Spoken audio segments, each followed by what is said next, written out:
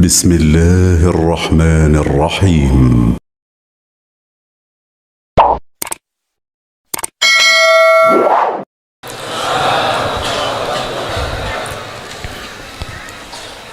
الحمد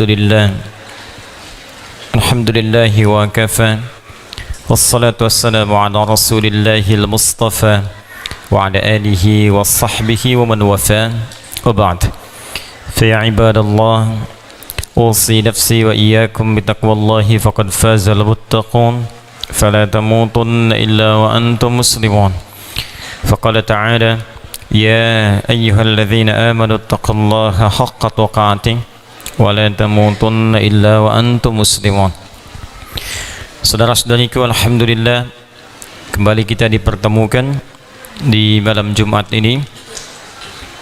Sudah masuk tanggal 18 Rajab 1441 Hijrah. Semoga sampai malam ini kita mendapatkan ampunan Allah Subhanahu wa taala. Di antara keutamaan bulan Rajab dipesankan dengan kuat dalam Al-Quran agar kita mampu banyak berintrospeksi diri, mengoreksi dari perbuatan-perbuatan yang tidak tepat yang biasa dilakukan. Perbuatan tidak tepat, menempatkan sesuatu bukan pada tempatnya, itu disebut dengan zulmun. Orangnya disebut dengan zalim. Saya sering ilustrasikan, bila ada gelas menampung air digunakan untuk minum, maka gayung digunakan menampung air untuk mandi. Jadi kalau ada orang minum pakai gayung dan mandi pakai gelas, maka perbuatannya disebut zulmun. Orangnya disebut dengan zalim. Zulmun jamaknya zulumat. Kalau orang ingin keluar dari perbuatan zulmun, zulumat, dia mesti mendapatkan petunjuk yang terang. Salah tempat itu gelap. Karena itu orang yang berbuat salah seringkali gelap. Baik gelap pandangannya, gelap hatinya, gelap keadaannya. Sehingga ia butuh cahaya untuk membimbing kembali pada kebaikan. Cahaya yang menerangi kita dari hal-hal yang gelap disebut nur namanya. Karena itu Allah ketika memberikan bimbingan kepada orang-orang yang ingin keluar dari kegelapan, salah tempat, lisan tempatnya untuk bicara yang baik. Karena itu di Al-Quran dilarang kita bicara yang tidak baik. Ya ayyuhalladzina amanu la yashar qaumin qaum. Quran surah ke 49 ayat 11 misalnya. Hai orang-orang yang merasa punya iman, jangan gunakan lisanmu untuk saling mencela, karena itu tak baik. La yaghtab ba'dukum ba'da. Jangan gosip, karena itu tak baik. Karena itu Nabi mengarahkan lisan pada fungsi yang baik-baik. Man kana yu'minu billahi wal yawmil akhir falyaqul khaira aw liyasmut. Siapa yang merasa beriman kepada Allah dan yakin ia akan dihisab di hari kiamat, maka gunakan lisan yang akan dihisab itu supaya ringan hisabnya untuk bertutur yang baik-baik. Tak mampu, dia diam. Nah, kalau tak mampu berkata yang baik, diam. Seharusnya pilihan cuma dua. Tapi kadang lisan digunakan bukan pada tempatnya, sehingga lisan merasa gelap. Harusnya berkata baik, berkata yang tidak baik. Harusnya mencinta, kemudian mencela. Ya, harusnya lembut, kemudian kasar. Nah, itu bukan pada tempatnya, sehingga lisan gelap untuk mencari kosakata yang baik. Di orang kalau sudah terbiasa berkata yang tidak baik, maka lisannya gelap untuk menemukan kosakata yang baik, sehingga untuk bicara yang baik itu aneh. Makanya sekumpulan preman itu susah bicara yang baik. Jadi kalau ada orang preman kumpul, terus yang satu bicara assalamualaikum akhi, heboh tuh satu preman, karena aneh, asing. Sama persis mata ketika digunakan melihat pada yang baik, lalu salah tempat melihat yang tak baik, itu begitu digunakan melihat yang baik lagi gelap, nggak bisa. Jadi melihat masjid nggak ada getaran, melihat orang mengaji tidak ada sentuhan, melihat perempuan berjilbab jadi anti, melihat laki-laki pakai gamis seperti melihat teroris misalnya. Nah, ini menunjukkan pandangannya gelap karena selalu digunakan melihat hal-hal yang kurang baik. Ketika gelap ini ingin mendapatkan bimbingan kembali pada jalan yang baik, maka dia membutuhkan cahaya disebut dengan nur. Dan tidak ada dalam acuan kehidupan kita satu hal bimbingan untuk mendapatkan nur kecuali sumbernya hanya dari Allah Subhanahu wa ta'ala, yang bahkan menyebut dirinya dengan sumber nur. Allahu nurus samawati wal ardh. Ketika Anda ingin mendapatkan bimbingan yang sempurna, mendampingi, memerhatikan, menyayangi, maka dalam bahasa Arab salah satunya disebut dengan wali namanya. Karena itu orang tua disebut wali bagi anaknya, karena orang tua memerhatikan, menyayangi, mendampingi walaupun sifatnya terbatas. Guru kenapa disebut dengan wali? Wali murid, karena guru peduli dengan siswanya. Karena itu tidak layak seorang guru disebut dengan wali kalau tak punya kepedulian pada anak didiknya. Cuman datang sekedar mengajar, formalitas datang ke sekolah, mengajar dan pulang, tak peduli dengan keadaan anaknya, dia tak layak disebut dengan wali. Jika Anda ingin mendapatkan wali yang sejati, mengembalikan pada cahaya, maka sumbernya hanya Allah Subhanahu wa ta'ala. Maka Allah kemudian menyampaikan langsung dalam Al-Quran surah kedua Al-Baqarah ayat 257 itu, Allahu waliyul ladzina amanu yukhrijuhum minadh-dhulumati ilan nur. Allah akan menjadi wali bagi orang-orang yang beriman. Anda kalau butuh bimbingan, kembalikan kepada Allah. Ingin butuh petunjuk, kembalikan kepada Allah. Bagaimana mengembalikan lisan supaya bertutur yang baik, bagaimana mengembalikan mata supaya memandang yang baik, sehingga muncul nilai-nilai kebaikan dalam jiwa kita yang membimbing tubuh untuk beraktivitas pada hal-hal yang baik. Maka kembalikan kepada Allah. Nah, sumber untuk mendapatkan semua petunjuk Allah itu dari Al-Quran. Dari Al-Quran diturunkan pada Nabi Muhammad SAW dengan sempurna, disampaikan kepada umat untuk mendidik keluar dari kegelapan menuju cahaya-cahaya kebaikan. Karena itu Nabi memberikan garansi dalam satu hadis yang diriwayatkan Al-Imam Al-Bukhari, seperti sering saya sampaikan, dari Abu Abdurrahman As-Sulami, tersambung kepada Uthman bin Affan radhiyallahu taala anhu dan Ali bin Abi Thalib karamahullahu wajhah. Anin Nabi sallallahu alaihi wasallam qala khairukum man ta'allama al-Qur'ana wa 'allama. Yang terbaik di antara Anda adalah orang yang mau mengaji Al-Quran, mempelajarinya, lantas mengamalkan itu dalam kehidupan. Maka garansinya langsung dari Allah Subhanahu wa ta'ala dan diberikan bukti yang sangat spesifik. Saya sering ilustrasikan Al-Quran bukan diturunkan di Romawi pada masanya yang sudah maju, bukan diturunkan di Persia yang sudah punya peradaban, tapi diturunkan di satu umat yang tidak punya peradaban, tidak punya etika yang sempurna, tidak punya pengetahuan yang mendalam, tertinggal jauh, sehingga disebut dengan jahiliyah. Sehingga sering saya katakan semua aspek kriminal itu komplit semua ada di situ. Pezina, pemabuk, pembunuh, begal, itu profesional semua. Dan tiap hari, setiap detik tidak ada kehidupan jahiliyah kecuali dengan maksiat. Allah tidak turunkan tongkatnya Nabi Musa di era itu, tidak juga menurunkan mukjizat Nabi Isa pada saat itu. Tapi Allah menurunkan Al-Quran untuk memberikan pesan pada manusia setelahnya. Apa yang terjadi? Para pemabuk itu berubah menjadi orang-orang terbaik yang gemar menunaikan salat. Para pezina berubah jadi orang-orang terbaik yang benar, yang gemar kemudian untuk menjadi dermawan. Dia suka memberi, dia suka berbagi, dan semua berubah sehingga naik status dari jahiliyah bertransformasi menjadi khairu ummah. Turunlah Quran surah ketiga Ali Imran ayat 110 itu. Kuntum khaira ummah ukhrijat linnas ta'muruna bil ma'ruf wa tanhauna 'anil munkar wa tu'minuna billah. Yang tadinya ta'muruna bil munkar wa tanhauna 'anil ma'ruf berubah sekarang ta'muruna bil ma'ruf. Setelah turun Quran, hobinya pada ma'ruf, kebaikan, dan menjauh dari segala kemungkaran. Di sekarang hobinya yang ma'ruf, yang mungkar ditinggalkan. Itulah keindahan Al-Quran. Karena itulah saya ingin mengajak kita semua, khususnya di bulan yang mulia Rajab ini, ketika Allah menurunkan satu ayat langsung untuk memuliakan bulan-bulan haram yang 4, ya, Dzulqa'dah thalatha mutawaliyat. Hadis dari Nabi sallallahu alaihi wasallam an Abi Hurairah qala Rasulullah sallallahu alaihi wasallam bima ma'na qala inna az-zamani qad istadara ka hay'ati, ya, ka hay'atihi, sungguh zaman itu akan berputar seperti awal mulanya. Yauma khalaqas samawati wal arda minha arba'atun hurum, sejak Allah menetapkan penciptaan langit dan bumi sudah diatur. Setahun ada 12 bulan, ya. Dari setahun itu ada 12 bulan. Dari 12 bulan ada 4 bulan yang istimewa.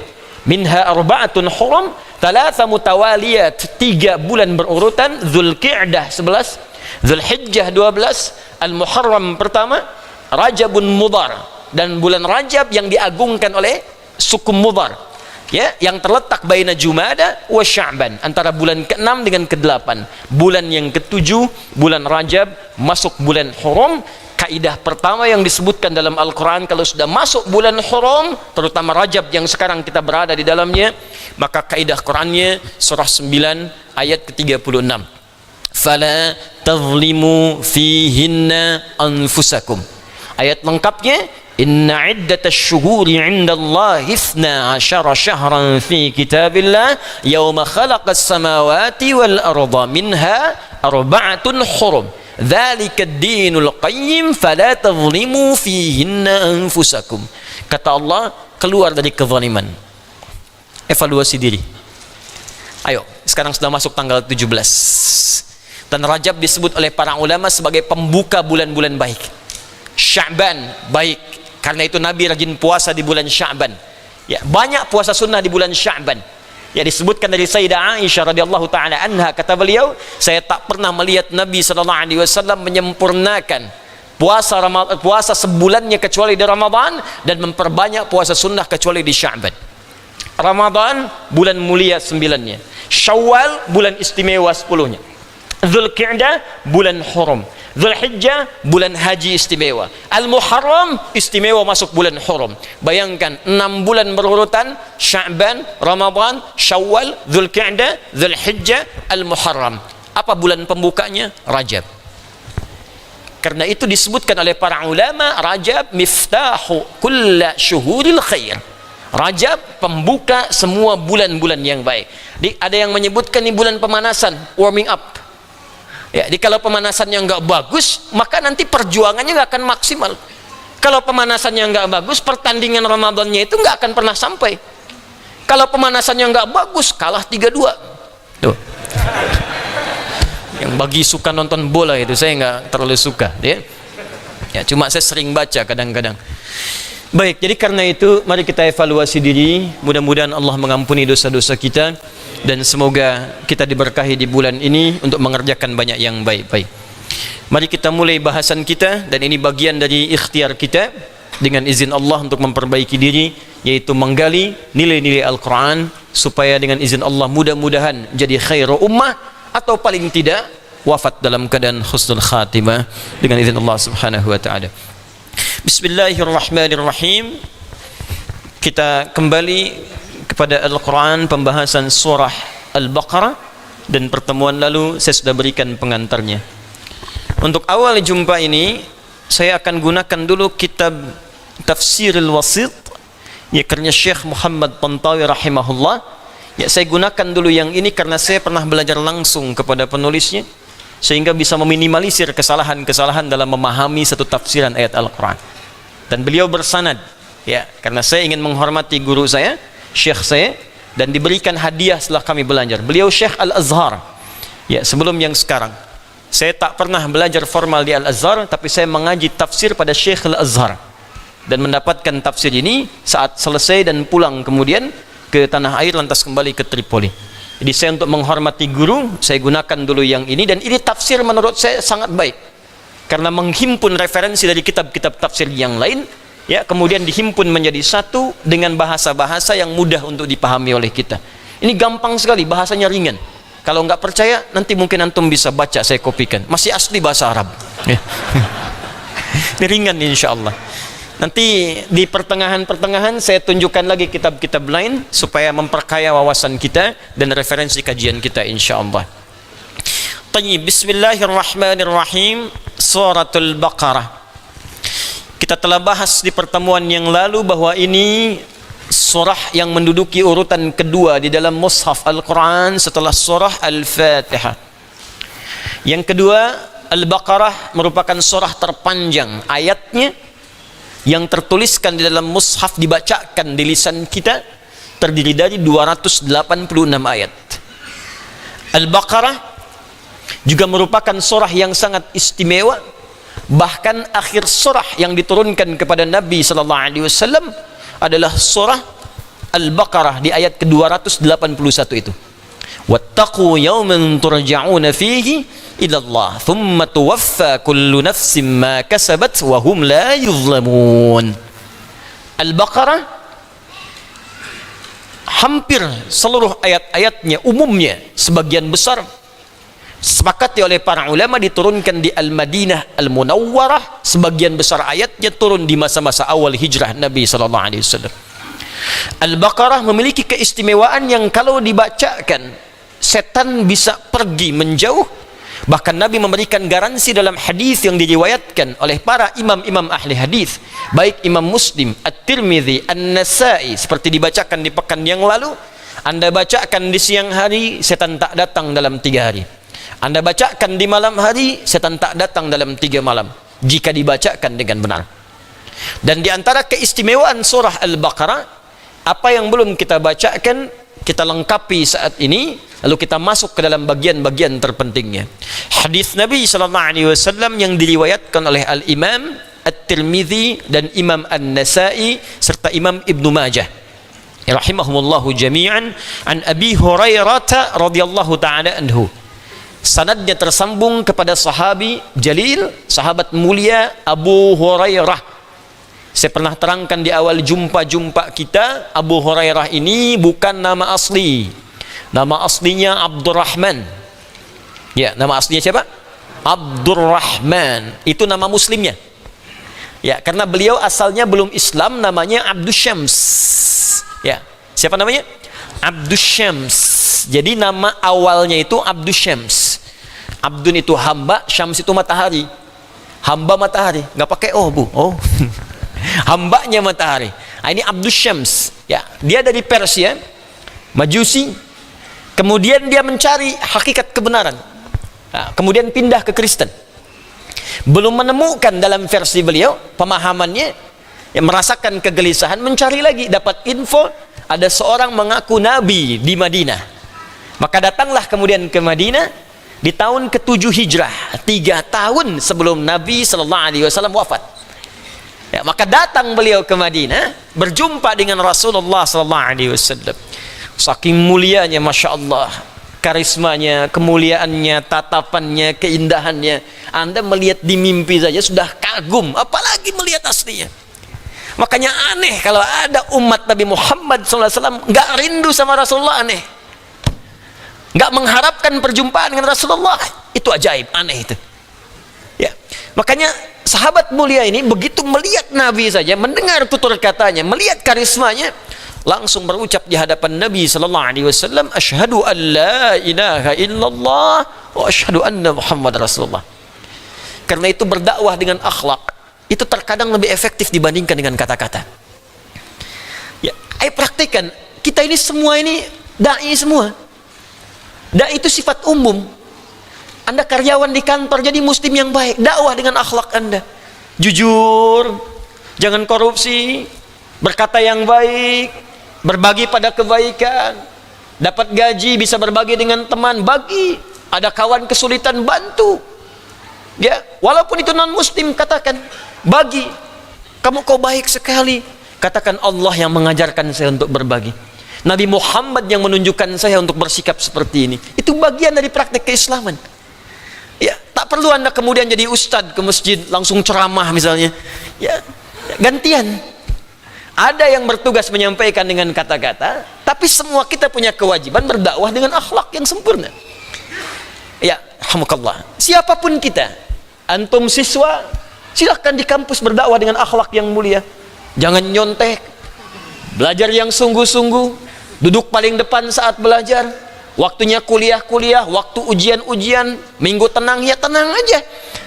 Nah, ini kok minggu tenang jadi pada sibuk belajar. Ini menempatkan sesuatu bukan pada tempatnya. Waktunya belajar bermain-main, waktunya mau ujian, kok malah sibuk belajar. Itu zalim namanya. Sehingga muncullah percepatan kilat itu. Ya, SKS itu. Ya, sistem kebut. Sekarang bukan semalam lagi, sejam. Pinjam fotokopian teman sejam sebelum ujian. Mana pelakunya itu? Nah, itu tempatkan pada tempatnya dakwah yang baik. Masuk Islamlah beliau, saat masuk Islam berganti nama menjadi Abdurrahman, bapaknya namanya Sahar, sehingga dikenal dengan Abdurrahman bin Sahar. Nah, ini fikih. Fikihnya apa? Kalau ada sebelum muslim namanya terasa kurang baik, misalnya menunjuk pada sesuatu bahkan yang dilarang, itu boleh ganti nama pada nama yang baik. Ada nama yang haram hukumnya diberi nama dengan nama itu, langsung harus ganti. Ya, misal nama-nama yang langsung bersentuhan dengan nilai kemusyrikan, kayak tadi Abdul Syams, ganti hambanya matahari, ganti Abdullah, ganti Abdurrahman, ya, ganti langsung Abdurrahim. Nama-nama yang haram lagi, misalnya nama-nama setan. Coba dicek itu, barangkali ada satu di antara sekian nama ada kemiripan, ganti langsung malam ini. Ya, khinzib, setan masjid, setan godain orang sholat. Ya, walhan, setan wudu. Dasim, setan rumah. Ya, itu yang paling populer itu. Ya. Di banyak itu ganti. Kemudian ada yang makruh, nama-nama yang tidak secara langsung dibenci, tapi bisa merendahkan martabat dalam kehidupan. Antum senang misalnya tokoh tertentu, diberi nama anak anda dengan tokoh itu, tapi boleh jadi ketika dia tumbuh dewasa orang bisa merendahkannya. Misal antum senang seorang komedian atau pelawak tertentu, jadi favorit antum, diberi nama anaknya dengan nama pelawak itu. Begitu tumbuh dewasa, akhirnya muncullah kemudian cemoohan dari kawan-kawannya. Hanya anak anda yang seharusnya serius masuk jurusan fisika, cuma nama anaknya anak komedi, ya kan? Kan jadi nggak nyaman. Nah, itu makruh hukumnya. Cari nama-nama yang baik. Atau nama yang bisa menghambat takdir, itu pun ganti. Ya, karena itu Nabi mengatakan nama bagian dari doa, sedangkan doa bagian dari ibadah. Jadi memberi nama itu bagian ibadah. Itu ada di Quran, salah satunya isyaratnya surah ketiga Ali Imran di ayat ke-36. Bahkan sejak dalam kandungan ayat 35-nya, itu ibu bapak sudah harus memilihkan nama terbaik sesuai harapannya. Bicaranya begini, berdoa dulu anaknya mau jadi apa, arahkan dari kecil, ya, bahkan sebelum dia lahir.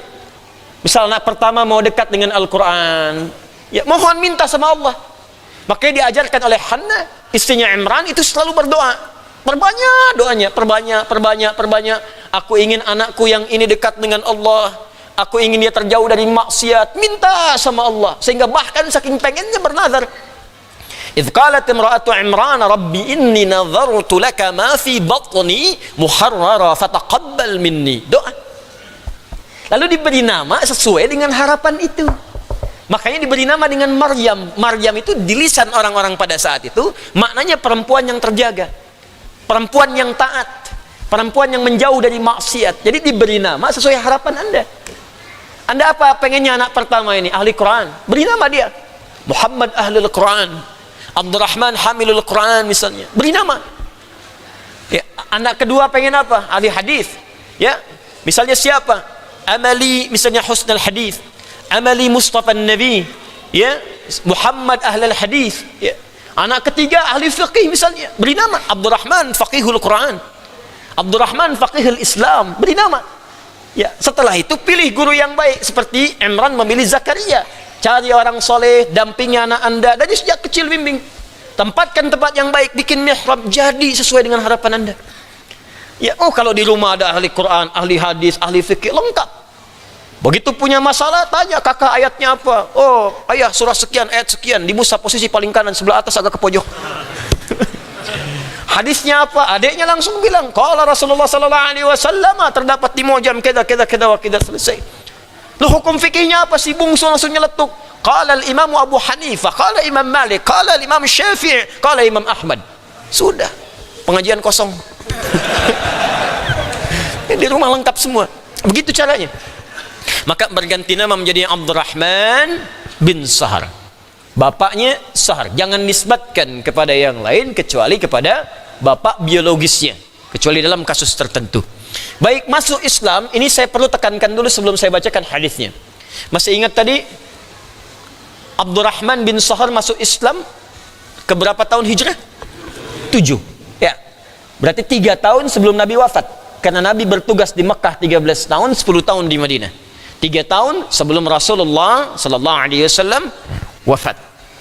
Karena itu, satu yang jadi keteladanan dari sahabat Abdurrahman bin Sahar ini mengikuti sunnah para sahabat sebelumnya. Apa di antara sunnahnya? Perhatikan cara berpikir salafus saleh di kalangan sahabat Nabi sallallahu alaihi wasallam ridwanullah alaihim jami'ah. Jadi kalau ada satu orang masuk Islam dan keduluan oleh yang lainnya, maka cara pandangnya bagaimana menyusul sahabat yang sudah duluan ini. Jadi bukan santai-santai. Makanya ketika Abu Hurairah ini, Abdurrahman bin Sahar masuk kemudian Islam, ini merasa ini yang benar, saya kemana aja selama ini, dan merasa tertinggal dari Abu Bakar, dari Umar, dari Utsman, dari Ali dan yang lainnya ridwanullah alaihim jami'ah. Karena merasa tertinggal, dijadikanlah orang soleh ini sebagai kompetitor, dikejar. Ini begitu caranya kalau ingin soleh, jadikan kompetitornya ukuran itu orang soleh lagi. Kalau yang dijadikan orang biasa-biasa, nggak akan naik-naik antum levelnya. Makanya Nabi pernah mengatakan la hasada illa fitnatain, sebagai contoh, nggak boleh antum iri hati, dengki, kecuali pada 2 kondisi. Dan ini pun tidak disebut dengan hasad, namanya ghibthah. Satu, rajulun atahullahu al-Qur'ana, ya, seorang yang diberikan oleh Allah anugerah Al-Quran, hafal Quran, paham Quran, bagus bacaan Qurannya, maka dia mengamalkannya, membacanya, mengamalkan sholat dengan itu. Ana al-lailu atrafan nahar, siang dan malam. Ada anak 4 tahun mata buta, antum 40 tahun, dia 4 tahun hafal Quran, bacaannya sempurna. Anda 40 tahun baca aja belum sempurna, lantas Anda ingin hijrah, ingin lebih baik, ingin merubah diri Anda, maka jadikan dia sebagai tujuan kompetitor Anda. Jadikan dia di depan Anda. Saya mesti nyusul anak ini, malu saya di hadapan Allah kalau dihisab. Jadikan dia. Nah, itu bagian yang kedua dari peristiwa ini. Bagaimana kalau ingin kita berubah lebih baik, maka jadikan teladan kita orang terbaik yang mampu kita dapati, kemudian ikuti jalannya. Paham sampai sini? Nah, maka Abu Hurairah ini melihat persepsi sahabat Abu Bakar rajin ke ta'lim, Umar rajin ta'lim. Cuma mereka ini karena sudah banyak dan lama dengan Nabi, melekat sepanjang hidup mereka, ya, bahkan masuk Islam lebih awal, akhirnya apa yang terjadi? Bimbingan lebih komplit. Ya, nggak semua waktu bisa datang ke ta'lim Nabi. Sela-sela sibuk datang. Abu Bakar itu kan pebisnis, Umar punya aktivitas, di sela-sela sibuk datang, yang lainnya beraktivitas, tapi bimbingan Nabi sudah melekat dalam kehidupannya. Maka Abdurrahman bin Sahar berbeda. Karena saya sudah tertinggal, maka jamnya saya tambah. Abu Bakar 4 jam bersama Nabi, saya 8 jam bersama Rasulullah. Umar 8 jam, saya 16 jam. Ali 16 jam, saya lebih banyak daripada itu. Kalau perlu 24 jam saya tunggu depan rumahnya. Karena itu sahabat Abdurrahman bin Sahar disebutkan dalam riwayat seringkali menunggu Nabi tepat di depan pintu rumah Nabi. Jadi kalau yang lain sudah datang di majlis Nabi menunggu Nabi di waktu-waktu tertentu, saya bahkan pengen tahu sejak keluar rumahnya bagaimana cara Nabi melangkah, bagaimana cara Nabi menengok, bagaimana cara Nabi bertutur, bagaimana cara Nabi bersalaman, bagaimana cara Nabi mengerjakan segala hal dalam kehidupannya. Karena sisa hidupnya digunakan untuk mencari petunjuk-petunjuk Nabi. Karena itu tidak heran walaupun masanya cuma 3 tahun bersama Nabi kurang lebih, tapi mampu menghimpun hadis Nabi lebih banyak dari sahabat-sahabat lainnya. Kurang lebih 7.000 hadis dihafalkan oleh beliau. Ya, sahabat Abdurrahman bin Sahar. Kalau ada orang membenci sahabat mulia ini sampai kemudian menjelek-jelekannya, padahal Nabi mengagungkan sahabat ini, maksudnya menghormatinya, ada sebagian berkata begini, bagaimana Abu Hurairah Abdurrahman bin Sahar ini, maaf sekali, bisa lebih banyak meriwayatkan hadis dari Sayyidah Aisyah, dari sahabat Ali bin Abi Thalib, padahal mereka lebih dulu masuk Islam. Maka jawabannya yang paling mudah seperti ini, walaupun mereka lebih dulu masuk Islam, tapi tidak semua waktunya disertakan dengan Nabi SAW. Sedangkan sahabat Abdurrahman bin Sahar, sisa hidupnya memang digunakan untuk terus menempel kepada Nabi. Ilustrasi gampangnya begini, ada anak 5 tahun bisa hafal Quran, Anda 50 tahun belum hafal. Apa penyebabnya? Padahal usia Anda lebih banyak dari anak itu. Karena boleh jadi waktu anak itu lebih banyak digunakan untuk Al-Quran dibandingkan yang 50 tahun tadi. Paham sampai sini? Baik. 2, 3. Nah, jadi pelajaran yang kedua, kalau merasa Anda kurang pernah di masa lalu, maka susul dengan meningkatkan banyak kebaikan. Jangan yang standar lagi. Jadi kalau orang biasa malamnya tidur, Anda bangun. Orang biasa siangnya makan, ya Anda puasa. Susul orang-orang dulu. Perbanyak zikirnya kepada Allah. Yang ketiga, ketika mendapatkan pelajaran dari Nabi, itu tidak menunda untuk mempraktekkan apa yang didapatkan. Jadi begitu diajarkan, praktekkan. Begitu diajarkan, praktekkan. Itu sahabat Abdurrahman bin Sa'ad. Sampai satu kali Nabi pernah menyampaikan isyarat untuk bersikap lembut bahkan pada binatang. Pulang-pulang dari ta'lim Nabi, kurang lebih menemukan anak kucing kecil. Kucing itu ada 2 jenis. Kalau kucing rumahan dia disebut dengan kittun. Kittun diserap ke dalam bahasa Inggris menjadi kitty. Ya, kalau dipanggil jadi Hello Kitty. Makanya dia kucing rumahan, bisa jadi spray, jadi bantal, jadi macam-macam. Ya. Nah, betul, kitty itu dari bahasa Arab. Ya, kittun. Ya. Kalau dia kucing liar, maka dia disebut dengan hurratun. Hurrah. Ingat, ada ha kecil, ada ha. Beda. Ya, makhrajnya pun lain. Ya. Ha sama dengan ain, wastal halaq di sini. Ha sama dengan hamzah di sini. Ya, adnal halaq, dekat kepada jauf yang paling bawah. A dan ha. Kalau ha kecil, hurratun artinya bebas. Bebas. Alhamdulillah saya bebas, ana huralan. Hurrun. Hurratun sifatnya. Kalau ha besar, hurratun, hurrah. Ini namanya kucing liar.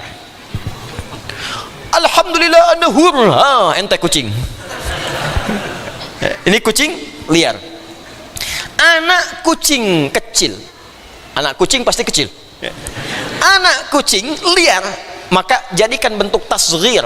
Fu'ailun. Rumus ilmu sarafnya fu'ailun, maka taknya muncul di akhir menjadi hurairatun, hurairah. Nah, pulang-pulang menemukan anak kucing kecil liar, kehilangan induknya, mengeong-ngeong, induk tak ada, maka dipraktekanlah petunjuk Nabi untuk menyayangi tadi. Diambil anak kucingnya, dirawat-rawat oleh beliau, bahkan malam dingin diselimuti, makan disuapi, kemana-mana tak ditinggalkan. Tak ada yang lebih sayang kepada anak kucing ini kecuali Abdurrahman bin Sa'ad ini. Seperti bapak nyayangin anaknya. Coba ada yang sekarang rapat bawa anak kucing. Ibu kumpul-kumpul ke taklim bawa anak kucing, nyuapin anak kucing, nggak ada. Ini bawa kemana-mana. Sampai seketika kemudian jalan mau berpapasan dengan Nabi, jalan ke majlis Nabi, ini anak kucing kecil ini masukkan, ada riwayat menyebutkan ke dalam bagian jubahnya di kantongnya. Begitu berpapasan dengan Nabi, keluar kepala anak kucing ini mengeong. Kata Nabi, disebut anta Abu Hurairah, kamu bapaknya anak kucing kecil. Nah, jadi kalau ada orang yang sayang pada anak kucing, nggak ada yang sayang seperti kamu, seperti bapak sayang pada anaknya. Jelas ya? Jadi Abu Hurairah. Jadi nggak ada saingan tuh sampai dengan hari kiamat. Ya, Abu Hurairah. Ummu Hurairah belum ada. Silakan kalau ibu berminat. Nah, maka kalau anda mendengar kata Abu Hurairah, jangan hanya sekedar ingat kisah anak kucing kecilnya, tapi ingat bagaimana semangat beliau mempraktekkan petunjuk Nabi, baru mendengar, amalkan. Mendengar, amalkan. Begitulah sikap seorang mukmin yang sejati. Jadi kalau anda mendengar hadis Nabi dibacakan dalam khutbah Jumat, sebentar. Dalam khutbah Jumat, dalam ta'lim, dalam apapun termasuk pembuka ta'lim. Ittaqillaha haitsuma kunta, tingkatkan takwamu kepada Allah, praktekkan. Tingkatkan salat malammu, praktekkan. Tingkatkan bacaan Quranmu, praktekkan. Jangan tunggu besok, karena kita berlomba dengan kematian. Harap-harap jadi soleh esok hari, ternyata malam nanti kita kembali kepada Allah subhanahu wa ta'ala. Kita tidak tahu di bagian mana kita kembali kepada Allah. Sekarang pertanyaannya, dari 7.000 hadis kurang lebih yang diriwayatkan oleh sahabat Abu Hurairah yang mulia ini, dengan segala semangatnya, satu di antara itu, ini yang dihadirkan di kitab ini. Setiap dibacakan, pahala mengalir untuk beliau. Berapa ribu orang mendapatkan bagian dari hadis ini, dan berapa banyak pahala beliau dapatkan. Nah, apa bunyi hadisnya? nanti kita bacakan setelah menunaikan salat Isya berjamaah insyaallah. Subhanakallahumma bihamdika asyhadu an la ilaha illa anta astaghfiruka wa atubu ilaik. Assalamualaikum warahmatullahi wabarakatuh. Assalamualaikum warahmatullahi wabarakatuh. Alhamdulillah wassalatu wassalamu ala rasulillah wa ala alihi wa sahbihi wa man wala wa ba'du. Jemaah sekalian, kita telah menunaikan salat Isya berjamaah. Semoga salat kita diterima oleh Allah Subhanahu wa taala. Saya juga mengajak untuk kita mendoakan saudara-saudari kita yang belum beriman, semoga malam hari ini diberikan kekuatan hidayah oleh Allah untuk bersyahadat. Yang sakit semoga disembuhkan. Ya, ketua DKM yang baru juga diuji oleh Allah dengan penyakit dan beliau orang baik. Saya kemarin sempat juga ke rumah sakit menengok beliau dan beliau orang baik. Ya, saya bersaksi beliau orang baik. DKM sebelumnya juga sangat baik dan mudah-mudahan seluruhnya dijaga oleh Allah Subhanahu wa taala. Kita lanjutkan. Sahabat Abu Hurairah radhiyallahu taala anhu meriwayatkan hadis dari Nabi sallallahu alaihi wasallam tentang keutamaan surah Al-Baqarah. Kita bacakan riwayatnya, saya mohon izin bacakan kitabnya. Ba'athan nabiyyu sallallahu alaihi wasallam ba'than wa hum dzaw 'adadin. Nabi sallallahu alaihi wasallam pernah mengirimkan utusan dan mereka itu beragam. Jadi ada utusan yang akan dikirim serombongan. Rombongannya itu beragam. Ada yang tua, ada yang muda, dan variasi hafalan Qur'annya berbeda-beda. Ini sangat menarik. Fastaqra'a kullu wahidin minhum amma ma'ahu minal Qur'an. Maka sebelum berangkat, setiap satu orang dari para utusan itu membacakan kepada Nabi sallallahu alaihi wasallam hafalan Qur'annya. Nah, ini sangat menarik ini. Nabi mau ngutus diplomat untuk bertugas. Tes pertamanya Al-Qur'an. Ya, ini yang menjadi bagian dari sunnah. Kalau tempatnya memang sudah muslim, misalnya ya, khusus gitu baik, maka tes pertama untuk menunjukkan kebaikan itu Quran. Seperti di Aceh misalnya, itu punya otonomi daerah khusus ya. Hukumnya pun punya hukum khusus. Kalau ada misalnya pengangkatan pejabat atau tes tertentu, di tes Quran pertama kali, itu bagian dari sunnah. Ya, kita support dalam nilai-nilai kebaikannya karena punya undang-undang sendirinya khusus dia, otonomi daerahnya. Nah, jangan sensi juga. Kalau Anda ingin masuk ke rumah orang, maka pelajari aturan rumahnya. Jangan rumah Anda dipakai untuk digunakan aturan di rumah orang lain. Itu berbeda. Aturan kenegaraan kita negara kesatuan Republik Indonesia, maka jangan bawa-bawa aturan untuk kenegaraan di luar ya aturan-aturan kebangsaan kita. Di Indonesia ada 34 provinsi. Ada beberapa provinsi yang punya kekhususan untuk menghargai bagian kekhususan itu. Maka ketika diberikan oleh pemerintah kita dihormati. Aceh mendapatkan status penghormatan itu yang memiliki undang-undang khusus di dalamnya. Di antaranya apa? Ya, di antaranya pemberlakuan syariat Islam bagi orang-orang Islam.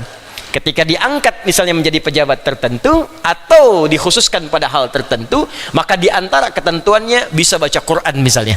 Itu dasar. Ya, kita pun hormati daerah lain yang diberikan status khusus misalnya. Ya, Jogja punya status khusus. Ya, berapa yang lain punya kekhususan, hormati sehingga muncul harmoni dalam kehidupan. Dan itu dijamin oleh undang-undang pasal 29 ayat 2 itu. Itu yang dimaksud toleransi dalam kebangsaan. Jelas ya? Nah, jadi jangan terpecah belah. Cintai negara kita, cintai bangsa kita dengan menjaga nilai-nilainya yang baik. Hanya saya ingin bicara apa yang dikerjakan di Aceh itu bagian dari sunnah Nabi sallallahu alaihi wasallam. Jelas ya? Nah, Anda juga bisa praktekkan dalam nilai-nilai keislaman. Misal, ya, pemilihan DKM, Dewan Kemakmuran Masjid, ukurannya Al-Quran dulu misal. Ya, bisa baca enggak? Nah, jangan sampai di DKM nggak bisa baca Quran misalnya. Ya? Nanti kan kalau orang nggak datang, imam nggak ada, yang mimpin siapa? Ya, nah, bisa ukuran untuk suami akhwat yang mau menikah boleh. Awas, hati-hati antum. Hati-hati. Boleh bu, ibu calon ibu mertua Quran dulu misalnya, kan jadi imam dia. Makanya suami kan disebut imam. Ya, rijal itu kan qawwam, sifat rumah tangganya qawwam, sifat ibadahnya imam. An-Nisa ayat 34, paling kiri sebelah atas di mushaf, ar-rijalu qawwamuna 'alan nisa bima faddalallahu ba'dahum 'ala ba'din wa bima anfaqu min amwalihim. Ya, awas, hati-hati itu. Laki-laki itu kata Allah kami tetapkan sebagai qawwam. Di sifat rumah tangganya dia pelindung, pengayom, diberikan kemampuan untuk mencari nafkah. Bahkan setelahnya ada sifat salihah untuk istri, fasalihatu. Kenapa didahului oleh pemimpin yang baik? Karena kalau istri ingin jadi salihah mesti berasal dari suami yang baik juga. Ya, ini berpartner di sini. Jadi boleh kalau ibu misalnya ingin seleksi calon menantu, mulai dari Quran misalnya. Ya, tanya dulu, nama siapa dek? Saya Anas bu, baca surat Anas. Bagus gak tuh bacanya? Ada yang kedua siapa? Ya, saya Torik bu, ya, baca At-Torik. Bagus. Yang ketiga udah pucat dia. Ya. Adek kenapa? Namanya siapa? Nama lengkapnya siapa? Ya Muhammad Yusuf Ibrahim. Waduh. Udah bingung dia.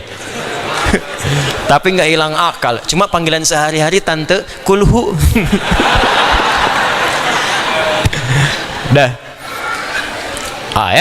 Kita terusin dulu sebentar.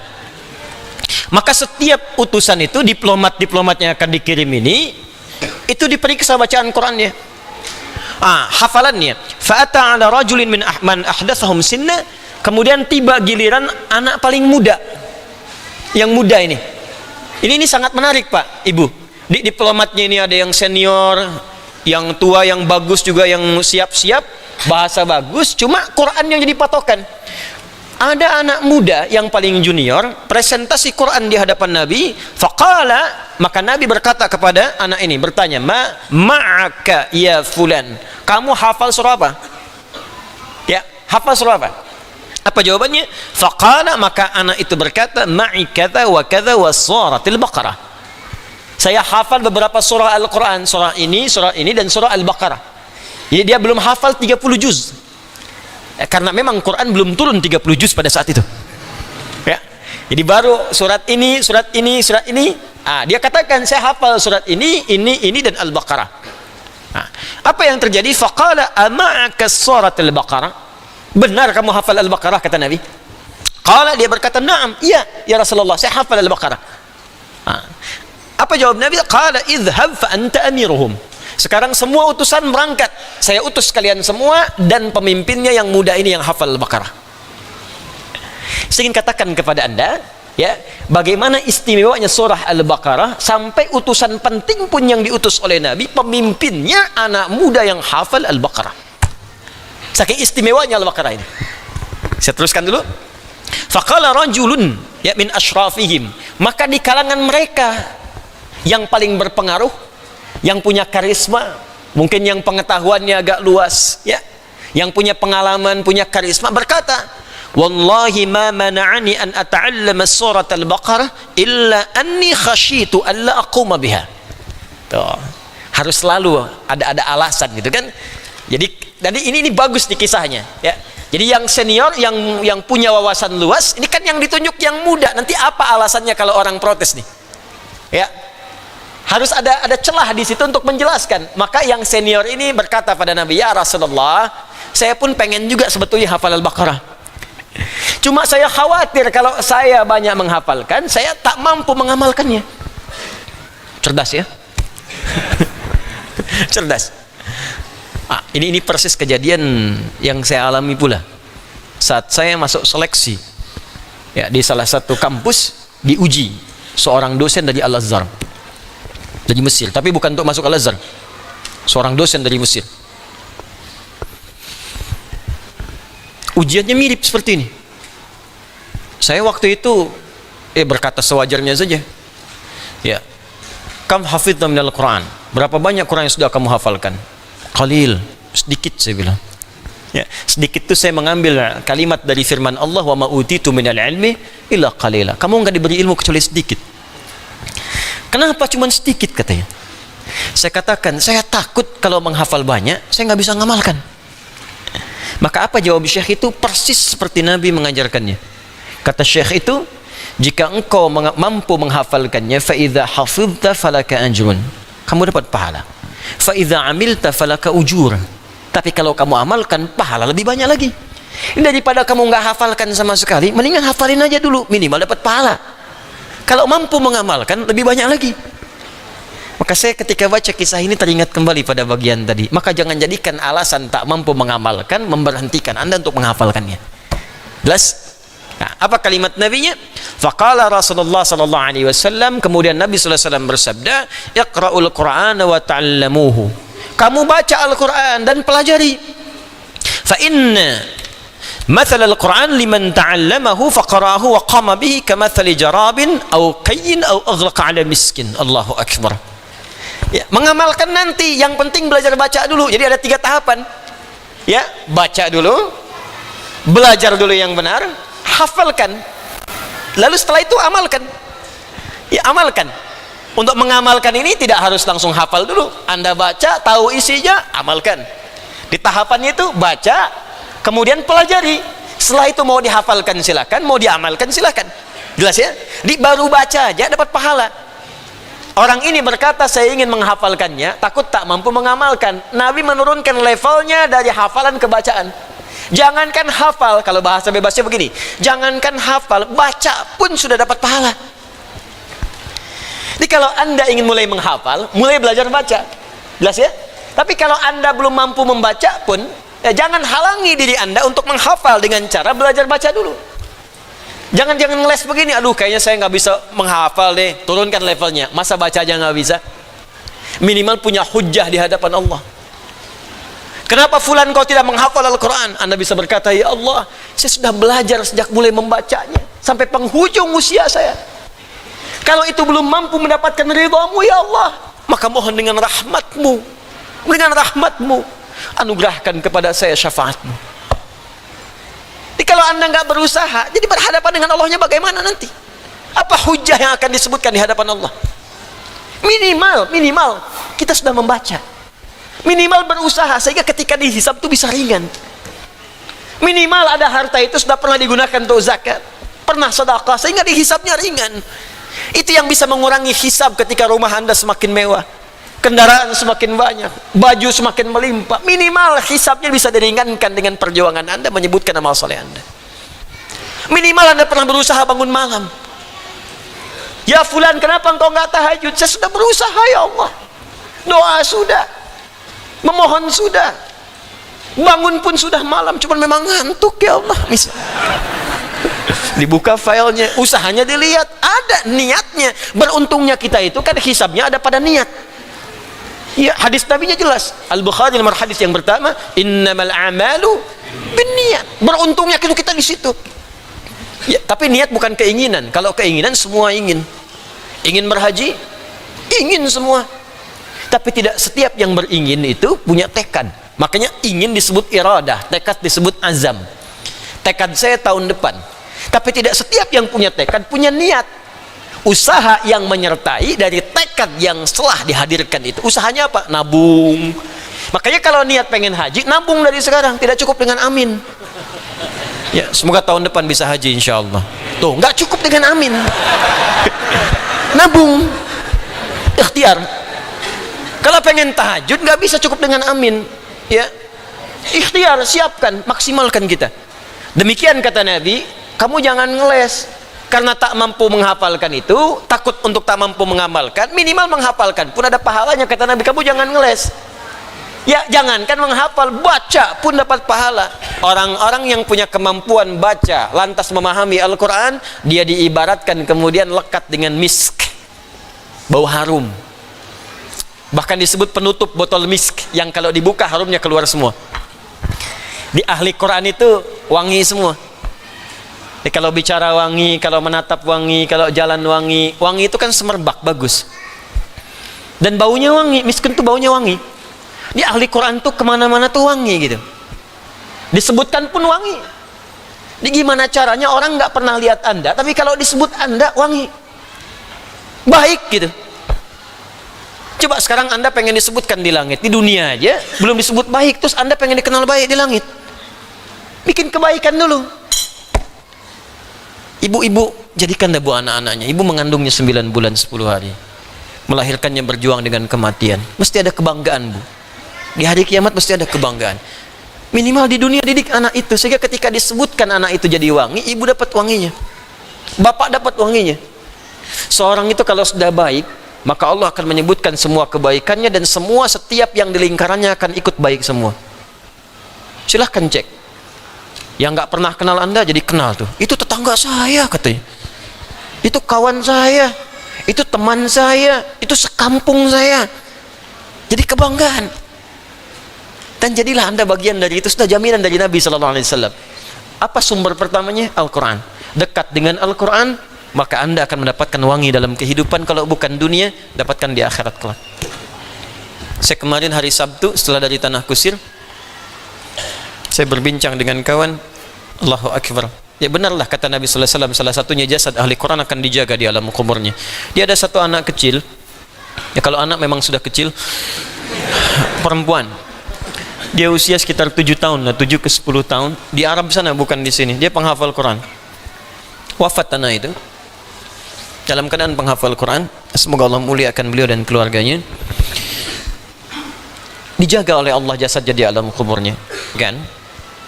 Di samping orang-orang yang zalim. Jadi nggak ada pemakaman khusus itu, maka bercampur di situ. Ya, ada zalim dalam akidah berarti belum beriman, ada zalim dalam perbuatan maksiat dan sebagainya. Itu bapaknya terus-terusan mimpi. Mimpi anaknya minta, "Pak, pindahkan makam saya. Berisik di sini, pindahkan makam saya. Nggak kuat saya dengar orang disiksa terus-terusan. Nggak kuat. Jadi teriak sana, teriak sini. Wah, nanti deh kalau antum udah dikubur bisa terasa lah gitu ya. Atau kita nanti terasa sendiri. Ya, nanti banyak hal yang disebutkan dalam makanya ngaji yang betul. Persiapan, jangan cuma dunia disiapkan, persiapan ke alam kubur. Ayat-ayat kuburan tuh di Quran tuh lengkap. Antum bandingkan dengan kitab-kitab lain di muka bumi. Quran tuh sangat lengkap. Sampai ke kuburannya dibahas. Supaya punya persiapan. Kalau nggak percaya, kuburannya duluan. Anda akan kelihatan nanti. Ya kan nggak ada salahnya. Karena kita yakin, nanti ketika kejadian kita siap. Tapi kalau Anda nggak yakin, nggak ada salahnya juga kok. Toh meninggal juga. Nggak bisa milih kok, wafat juga. Cuma kalau Anda benar belajar, nanti akan ketahuan apakah benar atau tidaknya, kita akan terasa. Sekarang iman dulu. Nanti kalau natap, ainul yakin. Kalau merasakan, hakul yakin. Cuman yang dirasakan itu, apakah positif atau negatif? Maka anak ini berkata di mimpi bapaknya, "Tolong pindahkan saya, nggak kuat saya di sini." Karena berkali-kali terjadi, bukan sekali dua kali, dan itu dalam suasana yang baik. Kayak kalau antum mimpi yang aneh, bangun wudu dulu, ya salat kalau malam, salat, niatkan tahajud, niatkan macam-macam, tidur lagi. Kalau mimpi lagi benar, 2 kali mimpi, 3 kali mimpi, itu petunjuk dari Allah. Ya, jelas ya. Tapi kalau sekali misalnya mimpi setelah itu nggak ada, setan ganggu. Ya, kalau pada yang negatif atau khayalan-khayalan yang mungkin ingin tercapai ke situ, tapi sebetulnya bukan. Maka bapaknya ini berinisiatif, diskusi dengan keluarganya, digali makam atau dipindahkan. Sudah dipilih tempatnya yang baik di pekuburan, ini kisah nyata. Ya, bukan kisah rekayasa. Sudah dipilih tempatnya, sudah siap dipindahkan, digalilah kuburan anak itu. Begitu digali, sudah 8 tahun lewat, Anda tahu apa yang terjadi? Jasadnya utuh. Tak hancur dimakan tanah. Ini kisah nyata. Dan sudah banyak kisah semacam ini. Jadi kalau tanda-tanda yang tertuliskan sudah nampak dalam kehidupan Anda, belum iman juga, maka dengan cara apa lagi Allah memberikan petunjuk supaya kita beriman? Apa sih yang kurang yakin sampai kita kurang yakin dengan Allah? Hah? Nah, itu Quran.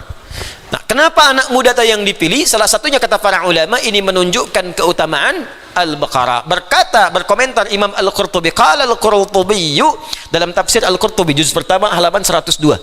Ya, qala Al-Qurtubi, Al-Imam Al-Qurtubi berkata, wa hadhihi suratu fadluha 'azim wa thawabuha jasim wa yuqalu laha fustatul Qur'an wa dzalika li'azmiha wa bahaiha wa kathratu ahkamiha wa mawa'idhuha. Ini menunjukkan keutamaan surah Al-Baqarah, banyak pahalanya dan keistimewaannya seperti disebutkan fustatul Quran. Ya, Bagian dari Quran yang sangat istimewa. Nah, jadi teman-teman sekalian, tapi saya mau kasih rahasia sebentar sebelum masuk ke dalam intinya. Kenapa anak muda ini yang dipilih karena dia paham Al-Baqarah? Karena di Al-Baqarah itu pembuka ayatnya dari ayat kedua sampai ayat 20 dijelaskan tentang karakter manusia, klasifikasi manusia. Nih ciri orang baik begini, 2 sampai 5. Kalau engkau menemukan yang ini, maka konsentrasi pada yang ini, maka engkau akan mendapatkan kesuksesan, kebahagiaan. Ulaika ada hudam mir rabbihim wa ulaika humul muflihun. Ikuti saya. Allahumma sayyiban nafi'an. Allahumma sayyiban nafi'an. Allahumma sayyiban nafi'an. Ya, semoga hujan yang turun ada berkah, minimal menjadi bukti di hadapan Allah kita pernah beribadah di malam ini dan meringankan hisab kita insyaallah.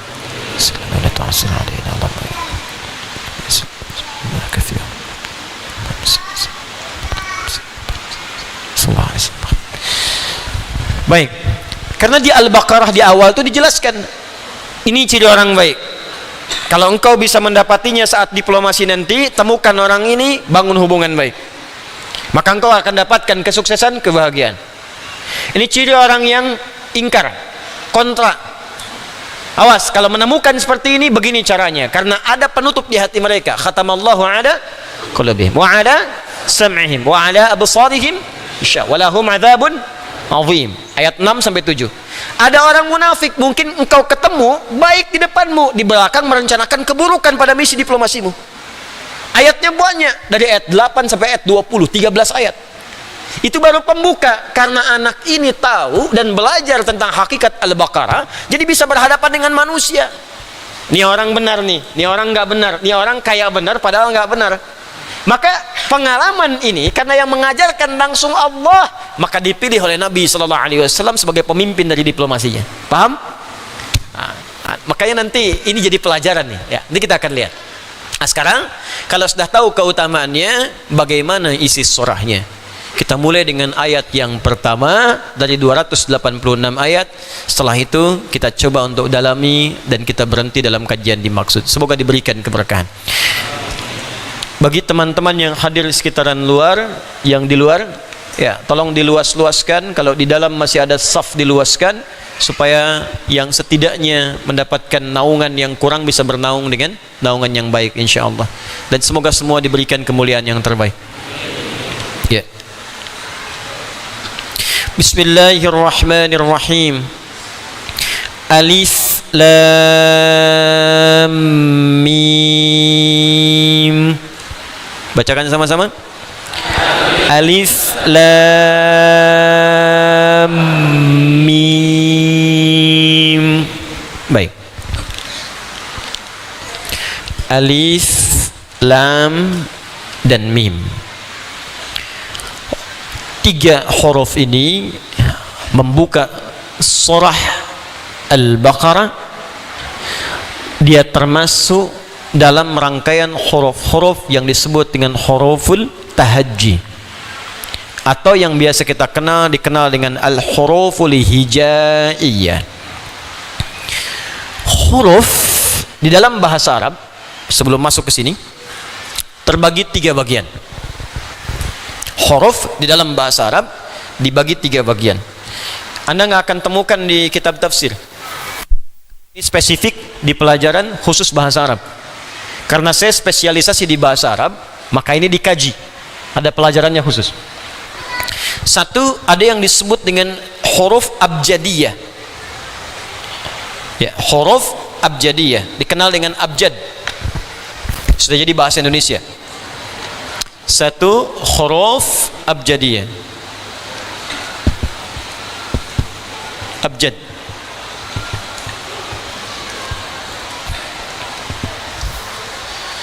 Kedua, dikenal dengan huruf hijaiyah.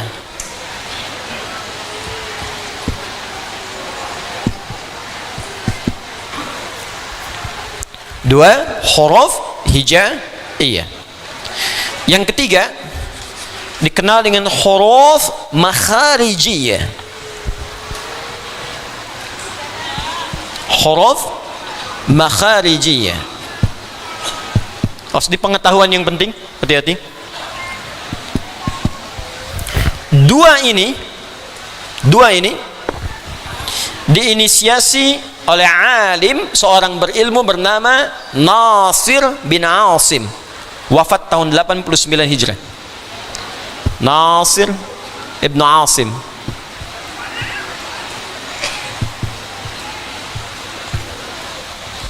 Yang ini huruf makharijiyah diinisiasi oleh Khalil bin Ahmad Al-Farahidi. Khalil ibn Ahmad Al-Farahidi, 150 Hijrah. Nasabnya ke Abul Aswad Ad-Du'ali, ke Ali bin Abi Thalib karamahullah wajah, kepada Nabi SAW. Huruf abjadiyah adalah huruf yang digunakan pada mulanya dan diletakkan untuk kepentingan abjad, dalam arti tanda dalam tulisan. Jadi asalnya bukan untuk ejaan. Jadi kalau Anda bikin tulisan ilmiah, kan suka begini ya, ada tulisan misalnya satu Romawi, terus A besar, gitu kan, kemudian bahasannya apa, terus ada misalnya B, bahasannya apa, gitu kan. Nah itu di bahasa Arab awalnya ada huruf abjadiyah, disingkat dalam 8 kalimat. Bahkan kalimat pertamanya disebut abjad. Abjad, hawis, hutti, kalamun, dan seterusnya. Abajadun, abajadun,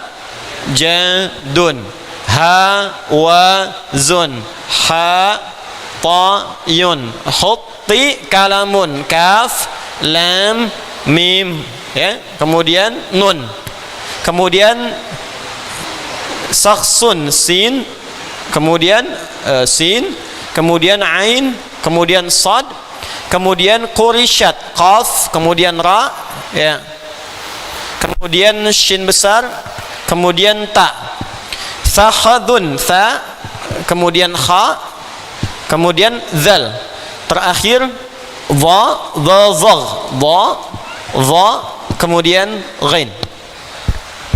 Jadi kalau Anda bikin skripsi, tesis, disertasi di Arab, maka untuk tanda-tanda pada seperti ini, nomor A, B, C, dan seterusnya, itu abjadnya seperti ini. Abajadun, hawazun, hatayun, ya. Abjad, hawaz, hutti, kemudian kalamun, dan seterusnya sampai dodol. Ini disebut dengan huruf abjad. Jadi kalau Anda ke komputer, kemudian nulis di komputer, menunjukkan abjad Arab, maka yang muncul akan yang ini, ya. Kalau Anda ingin gunakan huruf yang bisa dirangkai untuk mengeja, kalau yang ini walaupun hurufnya sama, tapi nggak bisa dipakai mengeja, untuk tanda saja, tanda bilangan dalam kalimat. Kalau Anda ingin gunakan untuk mengeja, eja, maka yang digunakan ini hurufun hijaiyah. Ini susunannya. Makanya dari kata hija diserap ke bahasa Indonesia jadi eja. Bukankah Anda mengeja dari huruf-huruf? Ya, karena itu orang kalau belajar ingin bahasa Arab, dia mengeja dulu huruf. Ingin belajar Quran, ngeja dulu. Kan ikra tuh ngeja dulu kan? A, ba, ta, sa, ja, ha, kha. Untuk anak kecil dikasih irama a, ba, ta, sa, ja, ha, kha, da, za, ro, za. Nah, dan seterusnya. Ya, beda-beda. Yang belajarnya ingin ke makhraj, a, an, ali, a, ya. Na'an ali'a, ya. Ada lagi yang lain, babi bubab, ya, dan seterusnya. Nah, itu asal dasarnya ini menggunakan huruf hijaiyah. Yang ini jumlahnya 28, ini pun dituliskan 28, diucapkan 29. Tulisannya alif, ba, ta, sa, jim, ha, kha, dan seterusnya sampai dengan ya. Ini disebut dengan huruf hijaiyah. Lalu Khalil bin Ahmad Al-Farahidi meneliti bagaimana huruf hijaiyah ini bisa diucapkan. Dari mana suaranya? Bersumber dari pita suara dulu. Pita suara di sini. Wataran sautan. Jadi dua pita suara ada di sini. Orang kalau pita suara bermasalah nggak bisa bicara dia. Ya. Kalau kurang licin, ya kurang pelumas di sini, jarang minum, banyak bicara, serak. Kalau bermasalah, nggak bisa bicara. Maka dari sumber suara ke sini, dari sini, pita suara, Ini suara sumber dari sini keluar sampai ke lisan, sampai ke mulut ke sini. Maka diteliti orang yang concern sekali pada bahasa Arab, itu salah satunya Khalil bin Ahmad Al-Farahidi. Ini pakar luar biasa. Maka diteliti dari A alif sampai dengan ya, dari mana suara itu muncul. Dari mana munculnya? Ternyata muncul pertama kali dari sini, masuk ke halak bagian bawah sampai ke sini, ke depan, ke syafatain, ke bibir, dikumpulkan ada 5 jalurnya, tempat keluar huruf itu. Keluar disebut dengan kharaja. Tempat keluar namanya makhraj. Ya, mim, kha, ra, jim, makhraj, tempat keluar. Anda masuk ke Timur Tengah, ada tulisan di masjid makhraj, tempat keluar. Ya, ada tulisan di hotel makhraj, tempat keluar. Makhraj tawari, ya, tempat keluar dengan segera, jalur evakuasi. Di makhraj. Karena hurufnya banyak, bukan cuma satu, dijamakkan menjadi makharij. Makharij, tempat keluar. Siapa yang keluar huruf? Di sini ada istilah makharijul huruf. Secara umum diteliti dari sini sampai ke mulut keluar, maka ada 5 jalur. Pertama, jaufun, rongga. Nih, ada rongganya. Kalau Anda buka, dari sini sampai ke dalam. Dari rongga mulut sampai rongga ke tenggorokan, tembus ke sini. Maka disebut dengan jauf namanya. Jauf dari bawah. Ditelusuri kemana lagi? Nih, ke kerongkongan tenggorokan ini. Namanya halak. Halakun. Naik lagi ke atas, ketemu lisan, ke lidah. Kalau lidahnya bermasalah, bicaranya jadi nggak jelas, ya. Maka sampai ke lidah, lisan namanya, lisan. Lisannya bagus, mulutnya nggak ada, nggak bisa bicara. Maka harus ada dari mulut. Bahkan ada nanti huruf yang keluarnya di bibir. Ya, tempat keluarnya mim, wawu, ba, bibir.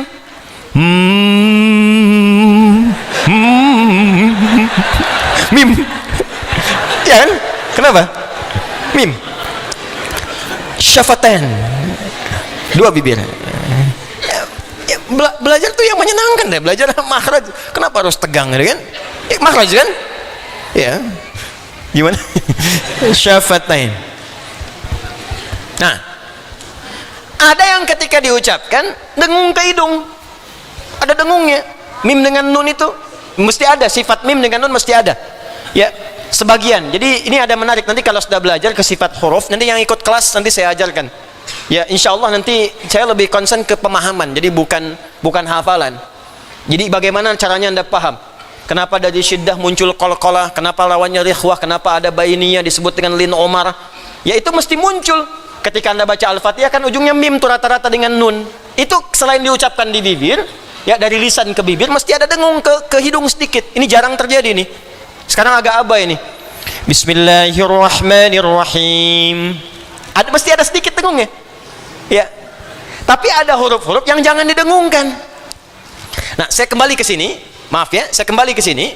Ketika diteliti ini, maka dimulai dari yang paling bawah. Apa yang paling bawah ini? Aqsal halak yang di sini. Ain.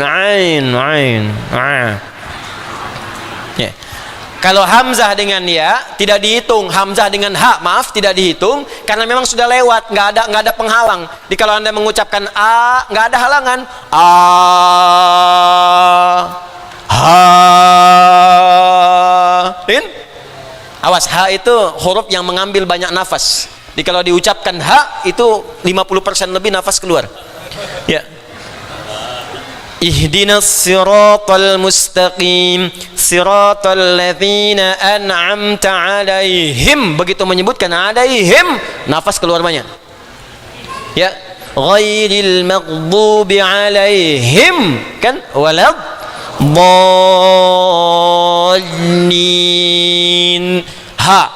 Karena dua-duanya hamzah dengan ha tidak terhalang, keluar bebas saja, maka tidak dimasukkan urutan pertama. Naik ke atas sedikit, bertemu di pertengahan dengan ain dan ha. Maka di Mu'jam Makhraj karangan Khalil diurutkan dari tempat keluar hambatan yang pertama. Urutan pertamanya bukan alif, bukan ba, tapi ain. Baru setelah itu ha. Sampai terus ketemu dengan ya dan alif. Ini jenius ini.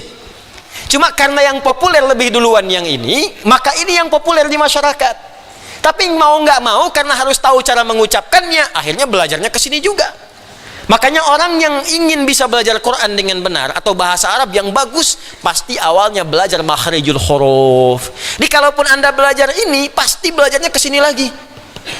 Karena itu Khalil bin Ahmad Al-Farahidi punya kitab populer namanya Mu'jamul Ain. Mu'jam Al-Ain, kitab yang mengarang tentang rumusan makna dalam bahasa Arab sesuai dengan makhraj, dimulai dengan huruf ain sampai ke ujungnya. Nanti kalau sudah masuk bahasan bab sekolah wahai itu, saya terangkan apa itu makhraj, apa itu sifat huruf, ada berapa sifat huruf, apa bedanya sifat dengan al-qabul huruf, ada yang menyebut al-qab sifat dan sebagainya. Nanti kita terangkan dan kita praktek sampai ke hukum-hukum insyaallah ya. Sekarang sampai sini dulu. Nah, jumlah seluruhnya ini kalau diucapkan jumlahnya 29. Berapa? 29. Nah, sekarang masih ingat tadi suara muncul dari mana? Dari pita suara dari sini, ya kan? Baik, huruf yang ada di sini yang tidak terhalang ada berapa tadi? 2. Alif dengan ha, a. Lepas kan? Lepas ya? A. Coba kalau sudah dihalangi di sini, disekat sedikit, a, kecekik, a, ha. Nggak lepas kan? Nggak lepas kan? Ya, beda. A, ha. Ya, naik sedikit ke atas, ha, ha, qaf, kaf. Ya, tapi alif tidak. A berarti ambil satu huruf yang paling dasar untuk mewakili. A lewat. Baik. Dari sini karena lewat halak, lewat alif lewat. Kemudian selanjutnya ke lisan kan, lisan. Huruf lisan itu banyak. Di antaranya lam, lam, lam, lam, lam, lam, mewakili lisan. Huruf bibir ada mim, ada waw, ada ba. Ba ada syiddah. Bahkan orang Arab pun agak sulit mengucapkan karena itu harus dipantulkan. Ya, kalau enggak di dalam suara itu ada tekanan. Jadi nanti kalau belajar saya tunjukkan gambarnya. Di begitu kita mengucapkan ada 5 huruf qaf, ta, ba, jim, dal. Tambah yang ke-6 hamzah. Itu qaf, ta, ba, jim, dal. Orang Arab kesulitan karena dia menekan di sini. Qaf. Kalau berharokat nggak susah. Qa, qi, qu, ka, qa, qi, qu, qa, qi, qu, qa, qi, qu. Tapi kalau mati,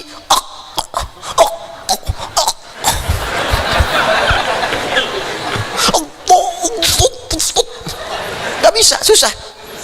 Ya, jim kalau berharokat gampang. Jaji juja, jaji juja, jaji juja, jaji juja, gampang. Coba kalau sukun mati. Kalau nggak dipantulkan nggak ada bunyi jetnya. Karena itu mesti takhallus, mesti membebaskan diri dari kesulitan. Caranya apa? Dipantul-pantulkan. Lalu melihatlah mereka ada orang masak di panci. Orang Arab Badui dulu kalau masak air di panci itu kidr namanya. Maka ketika airnya mulai panas kan ada suka ada tak tak tak tak tak tak tak tak tak gitu kan? Ada kan? Ah, itu namanya kol-kolah. Oh, baru tahu kan? Makanya orang Arab mengatakan kol-kolatil kidru. Ya, panci itu airnya sudah saling bersahutan karena bunyinya ada pantulan, tak tak tak tak tak tak tak bantul. Maka dari situ dikol-kolahkan, dipantulkan. Aj, ya, abba, ya, aqqa. Qul a'udzu birabbil falaq. Kayaknya bunyi. Tabbat yada abi lahabi wa tabba. Jadi kalau nggak dibunyikan, nggak dipantulkan, hurufnya nggak mantul, susah diucapkannya. Itu yang disebut dengan qalqalah. Makanya qalqalah nanti ada 5 huruf jadi singkat qutwa bujadin. Qaf, ta, ba, jim, dal. Itu asalnya.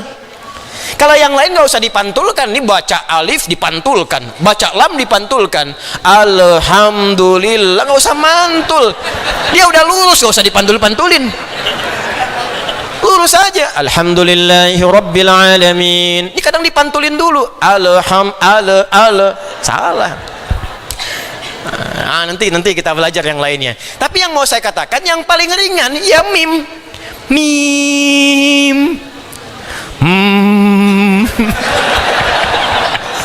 Saya takut dipotong video saya tuh, nanti jadi salah gitu ya. Ustadz Adi nyanyi ini, saya lagi ngajar bukan nyanyi di sini. Saya nggak suka musik, saya lebih senang Quran. Saya tinggalkan, walaupun hukumnya saya mengerti, tapi saya memilih Al-Quran. Dan biasanya kalau sudah Quran nggak akan nyambung karena frekuensinya beda. Ya, bahas hukum saya buka, saya nggak akan sembunyikan ilmu, saya buka, tapi pilihan saya serahkan pada Anda. Ya, selanjutnya ya terserah Anda. Nah, karena yang paling gampang mim. Ya, mim itu dibawa kemana-mana gampang, ke gunah nyambung, ada khayshum. Kalau wawu nggak ada gunahnya. Ke atas tariknya aja, bising. Nggak bisa. Jadi kalau Anda tutup hidung Anda, wawu tetap bunyi. Mim nggak bisa, tutup hidung. Nun juga begitu, makanya huruf gunah itu kalau hidungnya ditutup, bunyi nggak sempurna. Nun, mim, ha biasa,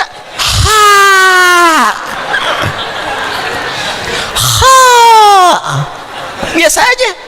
Tapi kalau nun dengan mim nggak bisa, karena mim itu menjangkau juga ke khayshum, maka diambil sebagai wakil di sini. Dari 29 sangat ideal, alif diambil mewakili hampir dari mana saja, jauh melewati sampai ke halak. Ya, sampai ke lisannya diambil lam, dari bibir sampai ke khayshum diambil mim. Dari 29 mewakili alif, lam dan mim.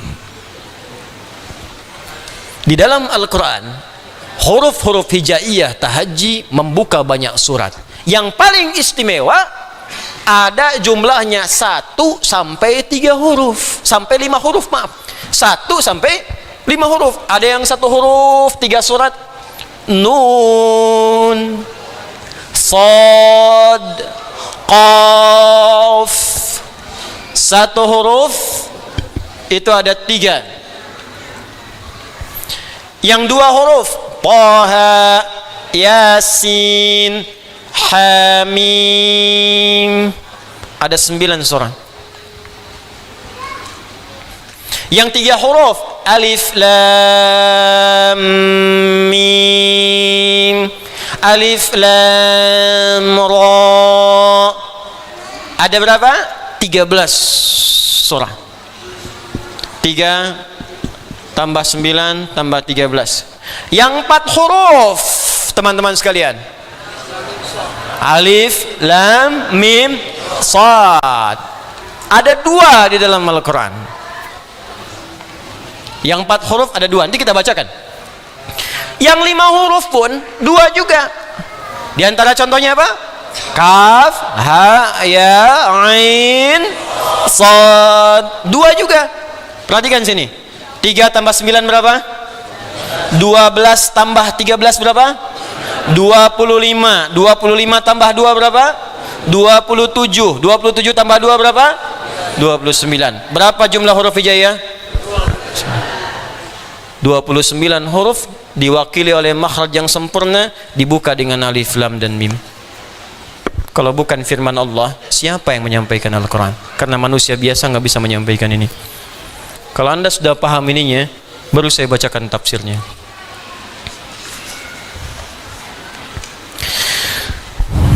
وقد وردت هذه الفواتح تارة مفردة بحرف واحد وتارة مركبة من حرفين أو ثلاثة أو أربعة أو خمسة. Huruf-huruf pembuka Al-Quran ini, huruf hijaiyah, kadang muncul dengan 1 huruf saja, kadang 2 huruf, kadang 3 huruf, 4 huruf dan 5 huruf.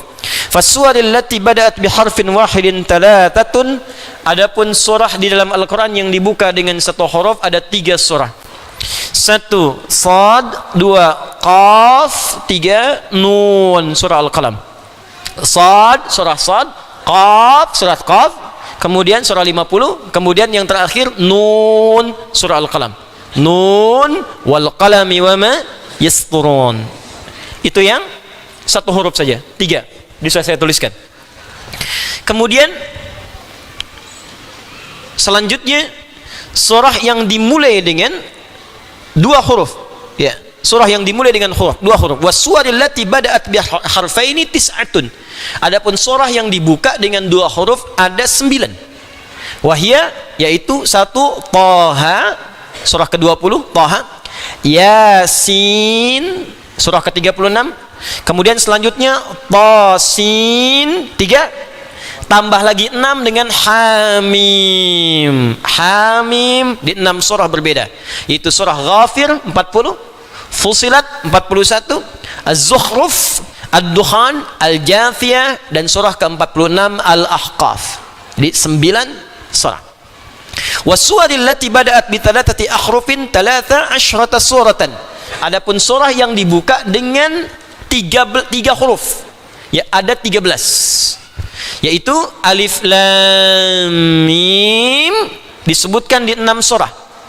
Ya, 1 Al-Baqarah, 2 Ali Imran, 3 berurutan Al-Ankabut surah 29, surah 30 apa?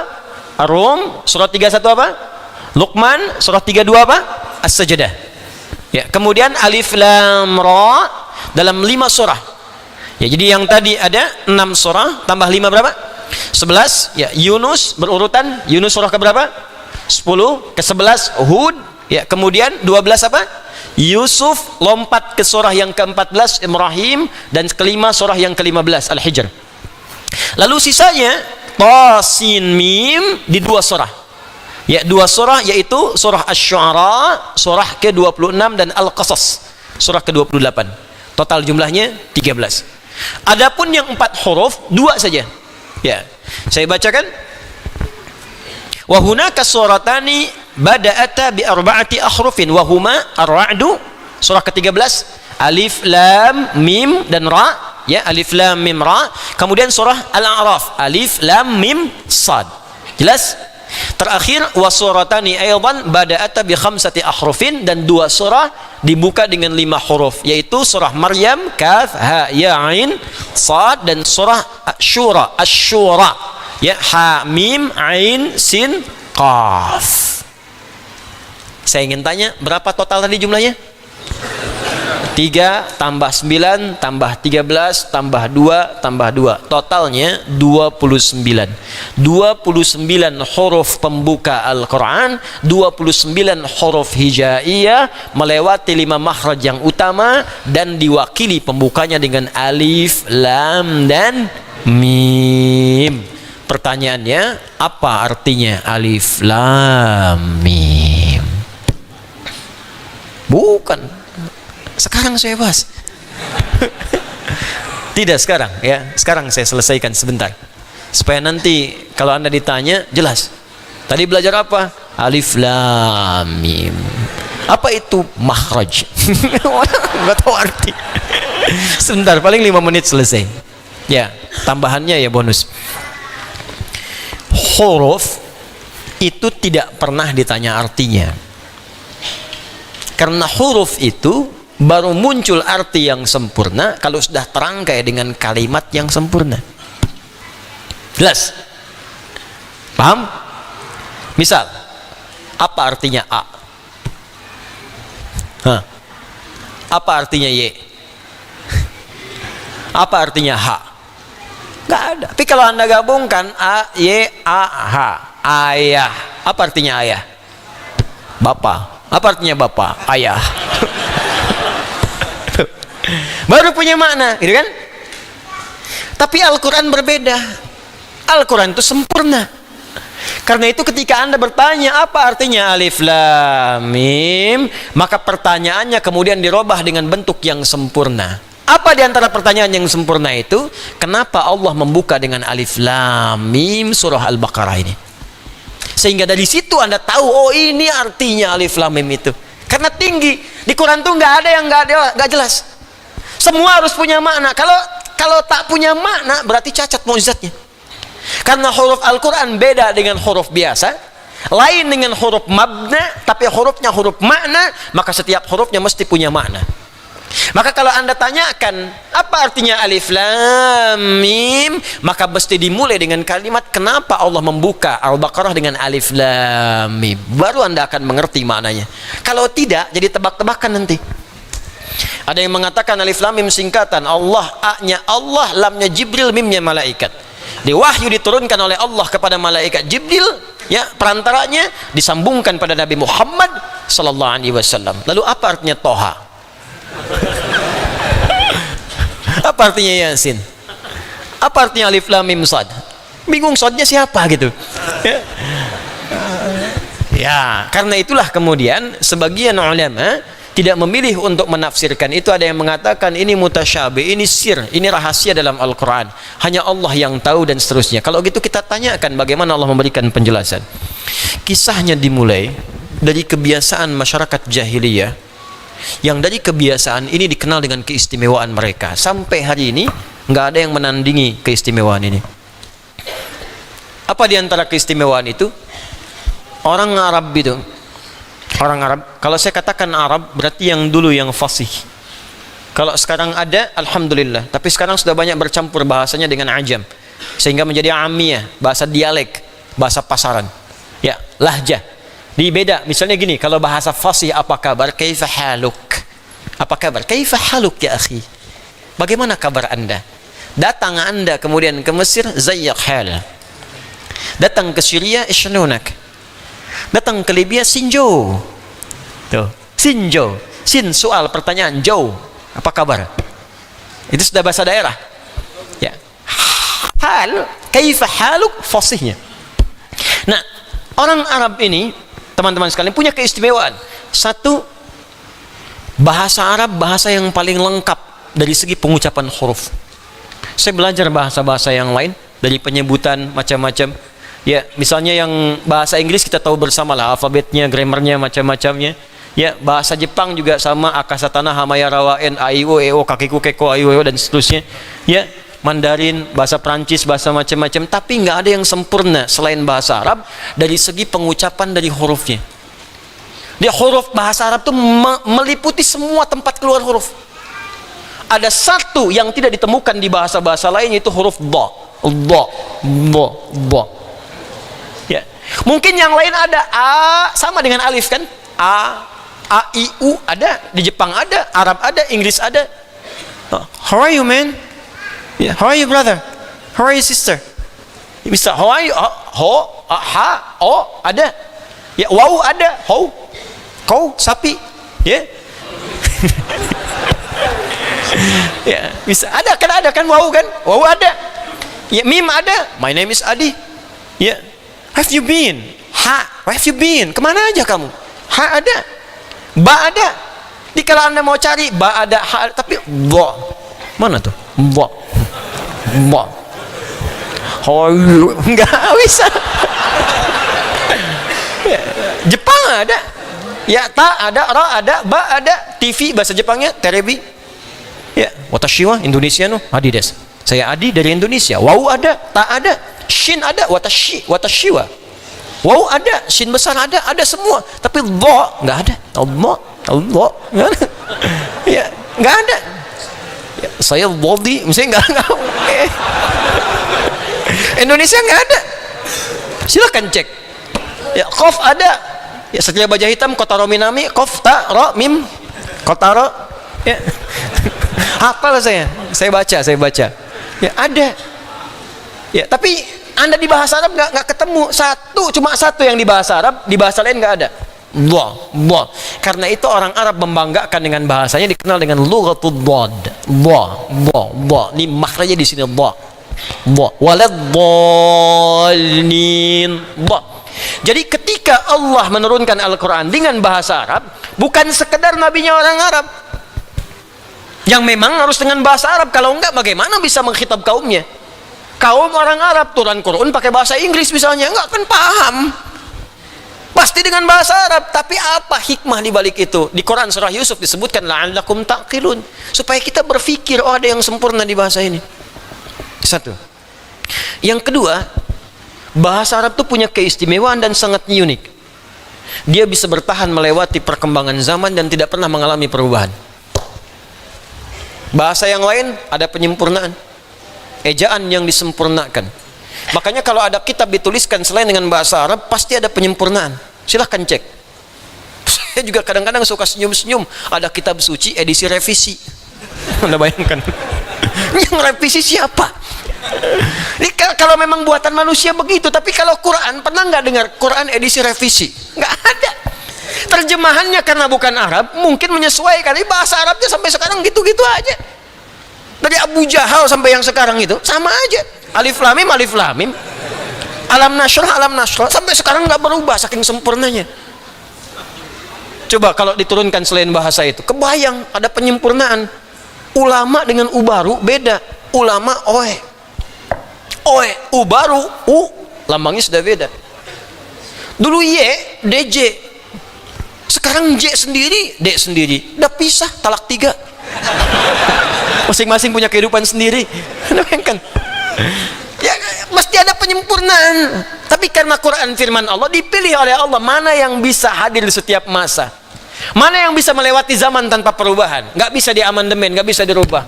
Bahasa Arab. Bahasa Arab. Yang ketiga, bahasa Arab itu kayak makna. Anda hafal satu kosakata itu di standar hafal 12. Jadi kalau Anda belajar bahasa Arab, hafal satu kata, sebetulnya Anda sudah menguasai 12 kata. Duduk apa bahasa Arabnya? Jalasa, duduk, orang duduk. Jalisun, tempat duduk. Majelis, silahkan duduk. Ijlis. Tuh. Ini nggak jauh-jauh dari situ. Anda tahu jalasa banyak. Ya. Tapi kalau bahasa Inggris cuma satu, sama dengan jalasa, jealous, cemburu. Yang lainnya nggak ada lagi. Jalasa yajlisu jalasan, gitu kan? Jalasa yajlisu julusan, qa'ada, maq'ad, qu'ud, sajadah, sujud, tempat sujud, masjid, orang sujud, sajid, sujudlah, usjud. Tahu satu kata, Qurannya gampang. Karena di Quran ada usjudulillah, ada masjid jamaknya masjid, ada. Gampang. Jadi ketika Anda menguasai satu, Anda bisa berkomunikasi dengan orang banyak menggunakan otak atik, ya, atau tasrif, atau derivasi dari kata-kata ini. Lebih gampang. Ketiga, ya, bahasa Arab itu bahasa yang paling mudah untuk merangkum peristiwa dalam bentuk nazam, urutan-urutan yang bisa senang untuk dinikmati. Makanya orang Arab dulu kalau ingin mengabadikan peristiwa tertentu, mereka nggak nulis karena nggak bisa nulis. Umumnya mereka membuat syair pakai nazam. Rumusnya ada 16, disebut dengan bahar namanya. Anda kalau pengen tahu di zaman jahiliyah 150 tahun sebelum lahir Nabi terjadi apa, lihat syair orang Arab. Makanya Nabi sering mengatakan, dan Umar yang menangkap kalimat ini, belajar bahasa orang Arab itu supaya engkau tahu kondisi mereka pada masa lalu. Saya itu ngejar bahasa Arab, masuk jurusan spesialis bahasa Arab, saking cintanya Al-Quran, pengen tahu bahasa Quran. Dan ternyata setelah dipelajari itu luar biasa, Pak. Dan Quran itu berbeda, strukturnya macam-macam, beda lain. Di misal Imrul Qais itu disebut pujangga, pangeran penyair Arab, Amirus Syuara. Lahirnya, hidupnya 150 tahun sebelum lahirnya Nabi. Itu abadi, kalimatnya sampai karena dia menceritakan setiap yang dilihat. Hobinya dia menyampaikan puisi dengan baharnya tawil namanya. Rumusnya tawilun lahudunal bukhuri fadailu fa'ulun mafa'ilun fa'ulun mafa'ilu. Kifa min dzikra kifa nabki min dzikra habibin wa manzili bisaqtili wa bainad dakhuli fahaumali. Imrul Qais pernah lewat di sebuah lembah, ternyata melihat seorang pemuda karena dia sedang diputus oleh kekasihnya, bengong di pinggir danau. Kifa nabki min dzikra habibin wa manzili. Kamu ngapain sampai bengong mikirin orang, mikirin kekasih, mikirin rumah di sini? Tenang aja, semua berlalu, tapi masa depan masih bisa kita gapai. Ya, kifa nabki min dzikra habibin wa manzili bisaqtili wa bainad dakhuli fahaumali. Dia sedang homesick ya sekarang, sedang ingat rumahnya di Haumal. Itu sampai disebutkan desanya namanya Haumal, kejadiannya di sini sedang bengong pada saat itu. Kejadian 150 tahun sebelum datangnya Nabi. Ada semua. Anda ingin tahu apa yang terjadi saat Nabi pulang dari perang Tabuk? Apa yang terjadi? Disambut di Madinah dengan kalimat syairnya yang dibuka. Tala'al badru alaina min thaniyatil wada'i majaba syukru alaina badalillahi da'i. Itu kan syair asalnya. Qasidah itu bukan rebana, beda. Qasidah itu syair yang berjumlah 7 bait, disebut qasidah. Ya, jadi qasidah itu bukan pakai rebanya. Dang-ding-dung, dang-ding-dung, dang-ding-dung, dang-ding-dung, bukan. Ya. Itu penambah aja irama itu, instrumennya itu. Asalnya itu syairnya. Dulu nggak ada pakai alat, cuman belakangan aja pakai alat, dufuf namanya. Ya, rebana itu dufuf. Qasidahnya itu bukan rebananya. Ya, jadi qasidah itu syair-syair yang sudah berjumlah 7, disebut qasidah. Kalau qasidah dikumpulkan 3 qasidah disebut diwan namanya. Diwan itu kumpulan-kumpulan kasidah, kasidah kumpulan-kumpulan syair yang berjumlah 7 bait. Gitu. Semua orang yang dilihat bisa bikin puisi seketika. Al-Asma'i itu lihat burung lompat-lompat, burung kecil. Ya, di atas bunga itu. Ya, bunga yang sedang mekar, di bawahnya ada sungai. Itu langsung bisa bikin puisi. Pakai rojas, mustafilun, mustafilun, mustafilun, mustafilun, mustafilun, mustafilun. Saya sering bacakan di sini. Sautus safiril bulbuli, hayyaja qalbi thamili, al-ma'u wa zahru ma'a zahri lahzul muqali, fa anta ya sayyidali wa sayyidi wa maulali, fa kam tayammuni ghazayilun uqayqali, qataftuhu min wajdatin min fi'li hadha ar-rajuli, fa qala la la la la faqad ghada muharwili, wa walwalat wali ya waylali, fa qultu la tuwalwili, fa bayyinu lu'ali qalat lahu hina kadha in radidul muqali, kahatan kakailali tabtabuli. Wah, coba ulangi. Tuh. Saya aja setengah hidup mempelajarinya. Kan orang bilang setengah mati kan? Setengah mati itu sekarat. Itu luar biasa. Ya, itu nampak itu bukan cerita biasa, bukan kalimat-kalimat yang bisa dibacakan tertawa atau senyum belaka, tidak. Itu kisah kejadian, ada nyata. Nyata itu. Di mereka kehidupannya dahsyat, bisa bikin lihat antum aja jadi syair. Ya. Sautu safiril bulbuli, ya. Pakai tawil aja deh. Ya, fa'ilun mafa'ilun fa'ulun mafa'ilun fa'ulun mafa'ilun fa'ulun mafa'ilun.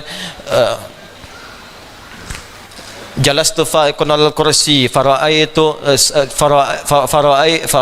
fara'aitu ra'isun aswada jalisan amami biqafiyatihi. Ya, misal saya duduk sedang di bangku, sedang mengajar, maka di hadapan saya ada sudut kemiringan tertentu, seorang pakai peci hitam duduk depan saya. Ya, fatabassama dhahikan ra'ani, maka dia tersenyum-senyum sambil ketawa melihat saya. Ya. Nah, itu dibikin aja, rumusnya ada sendirinya. Ya, cuman maaf, kalimat itu cuman cerita. Cuman kisah. Kadang-kadang ada khayalan, makanya ada imajinasi. Kadang-kadang khamriyat, hanya untuk ngajak pesta. Pakai syair, makanya nanti ada musik yang diharamkan karena gabung dengan pesta.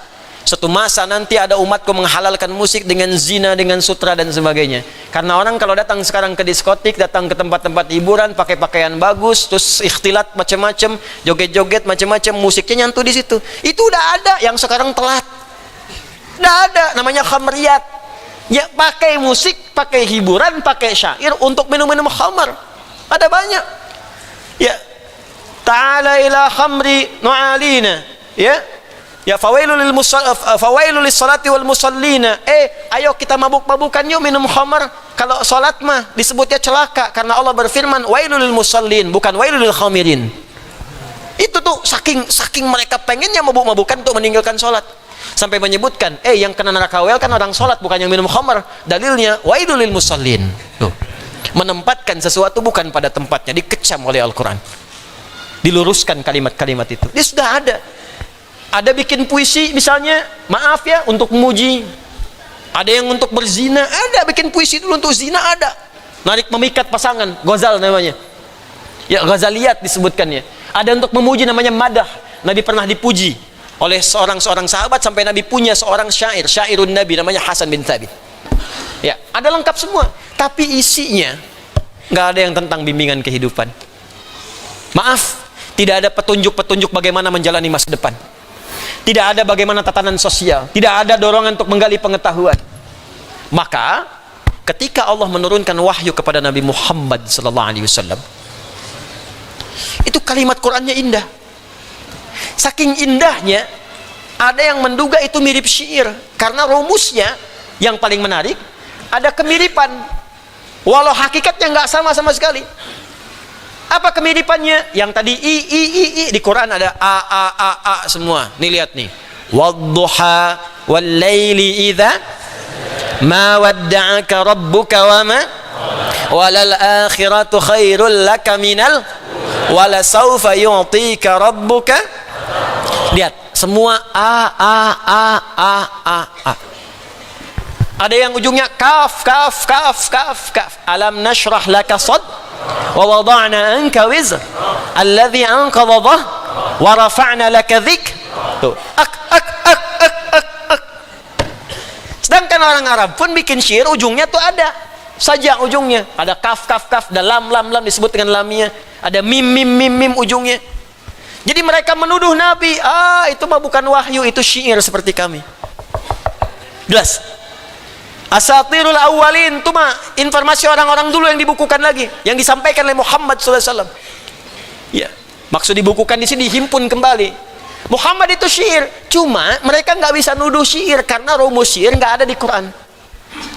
Karena rumus syair terbatas, tawil, faulun, mafailun, faulun, mafailu, di Quran nggak ada rumus itu. Nggak bisa dipakai. Al-Baqarah bukan rumus itu. Wadduha bukan rumus itu. Rajas, mustafilun, mustafilun, mustafilun, nggak ada, nggak bisa dipakai di Quran. Ayat apa yang mengikuti rumus itu? Nggak ada.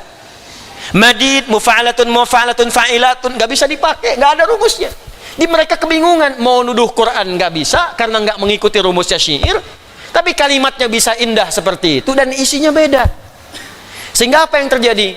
Ketika Nabi banyak dituduh demikian, maka ditantang oleh Allah. Kalau kamu menuduh Al-Quran syair seperti yang kamu ucapkan, silahkan bikin semisal Quran. Buat. Kalau engkau mampu buat. Bahkan aku jadikan setiap huruf-huruf Al-Quran adalah huruf-huruf yang biasa engkau gunakan untuk bikin syair itu. Makhrajnya sama, hurufnya sama, dari mulai paling bawah sampai dengan kelisan muncul. Aku tunjukkan kepada kalian, aku buka dengan alif lam mim. Kalau kalian mampu bikin yang seperti Al-Quran, nih aku turunkan dari makhraj yang sama, dari huruf yang sama seperti yang kalian buat dari syair-syair itu. Sekarang kalau mampu dan kalau benar tuduhan kalian Quran bagian dari syair, bikin semisal Al-Quran. Maka itu nanti di ayat ke-23-nya akan ditegaskan tantangan Allah itu. Qul in kuntum tuhibbuna Allah. Itu Ali Imran ayat 31. Ayat 23. Kul, bukan kul, wa in kuntum. Oh, kan jarang ngaji itu. Wa in kuntum fi raibim mimma nazzalna ala fa'tu bi suratim min mithli wad'u syuhada'akum in kuntum. Baik. Wad'u syuhada'akum min dunillahi in kuntum shadiqin. Fa illam taf'alu walan fattaqun narallati waquduhan uiddat lil. Maka muncul tantangan Allah, ayo buat semisal ini. Jadi alif lam mim dan yang lainnya ketika diturunkan membuka ayat-ayat dan surah-surah dalam Al-Quran, itu salah satunya bermakna tantangan kepada orang-orang Arab yang sering menuduh Nabi Quran rekayasa Nabi, Quran buatan Nabi. Maka silahkan buat seperti Quran ini. Bahkan huruf-huruf dalam Al-Quran dibuat oleh Allah dengan huruf yang sama seperti kalian membuat puisi-puisi dalam kehidupan kalian itu. Ternyata sampai Nabinya wafat pun tidak ada yang mampu membuat seperti Al-Quran. Ini menunjukkan Quran bukan rekayasa manusia. Ini menunjukkan Quran bukan produk budaya. Kalau produk budaya berarti setiap manusia mampu. Anda bayangkan Abu Jahal pakar bahasa Arab, Abu Lahab pakar bahasa Arab, banyak pakar bisa bikin puisi Arab, bisa bikin qasidah Arab, tapi nggak bisa menyaingi Quran sampai mereka takluk, sampai mengatakan ini bukan buatan manusia biasa, sampai nggak bisa menyoal Quran. Silahkan cek di tafsir-tafsir, nggak pernah ada Abu Jahal bertanya apa maksudnya alif lam mim, apa maksudnya Toha. Saking ngertinya, saking sempurnanya bahasanya. Ini mereka itu merasa bahwa Quran itu memang luar biasa, mukjizat. Cuman karena mereka iri kepada Nabi, mereka menolak Qurannya. Tapi seiri-irinya nggak pernah mereka mengatakan Quran produk budaya. Tuh. Makanya Omar yang sangat paham paham puisi Arab, baru mendengar satu kalimat langsung bergetar hatinya karena ini bukan puisi, bukan syair. Toha. Ma anzalna 'alaikal Qur'ana litashqa. Langsung syahadat. Karena tahu ada sesuatu yang beda. Maka kalau pakar bahasa Arab di zamannya, walaupun memusuhi Nabi, mereka mengakui Quran itu firman Allah. Quran itu tidak biasa. Dan mereka mengakui nggak mampu membuat seperti Quran. Datang orang sekarang yang nggak bisa bahasa Arab. Bicara aja nggak fasih. Ngerti juga enggak, tiba-tiba mengatakan Quran produk budaya. Berarti ada yang salah, ada yang konslet dalam pemikirannya. Kalau Abu Jahal hidup lagi, bingung sama orang ini. Tumben aku aja nggak ngatain itu, katanya. hati-hati. Karena setan dulu nggak kuliah, setan sekarang kuliah. Lebih komplit setan sekarang itu. Setan dulu cuman diusir pakai ayat kursi, bacain ayatnya, lari setannya. Setan sekarang mesti dilempar dengan kursinya sekalian.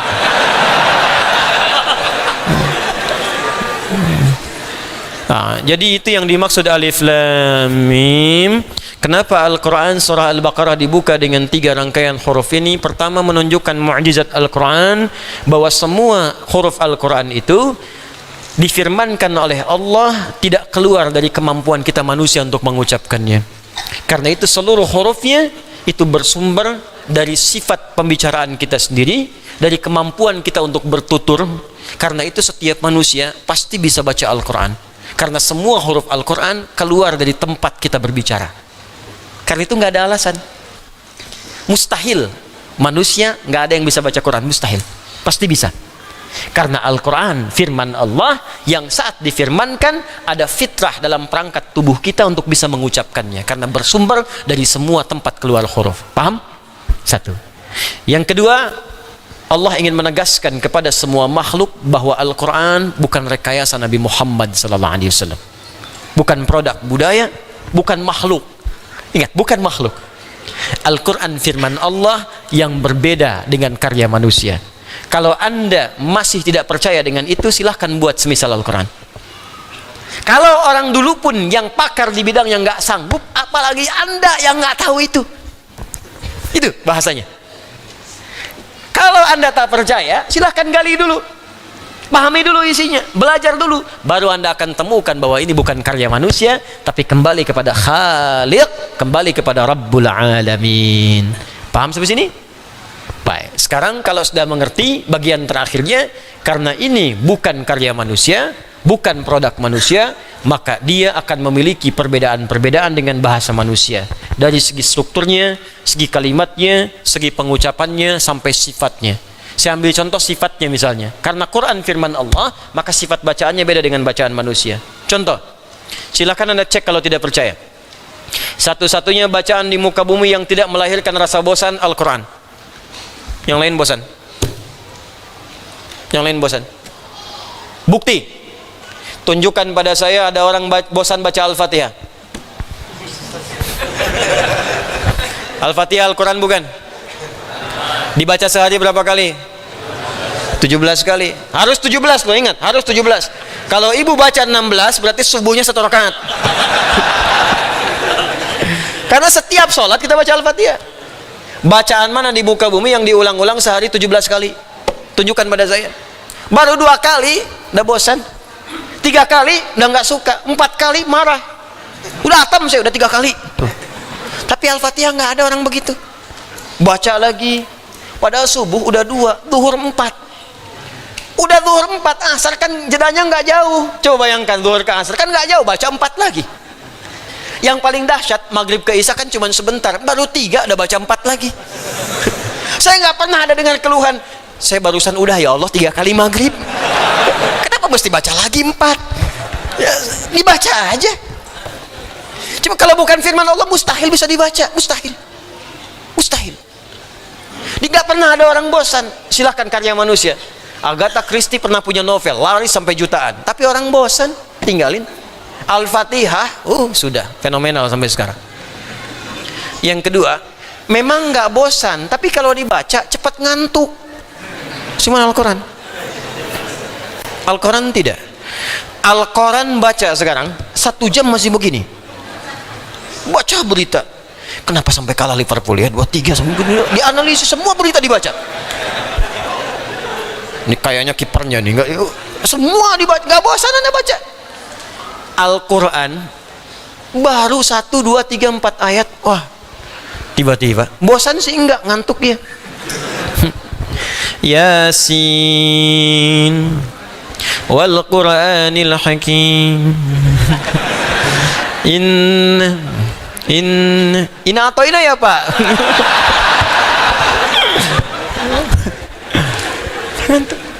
Kenapa?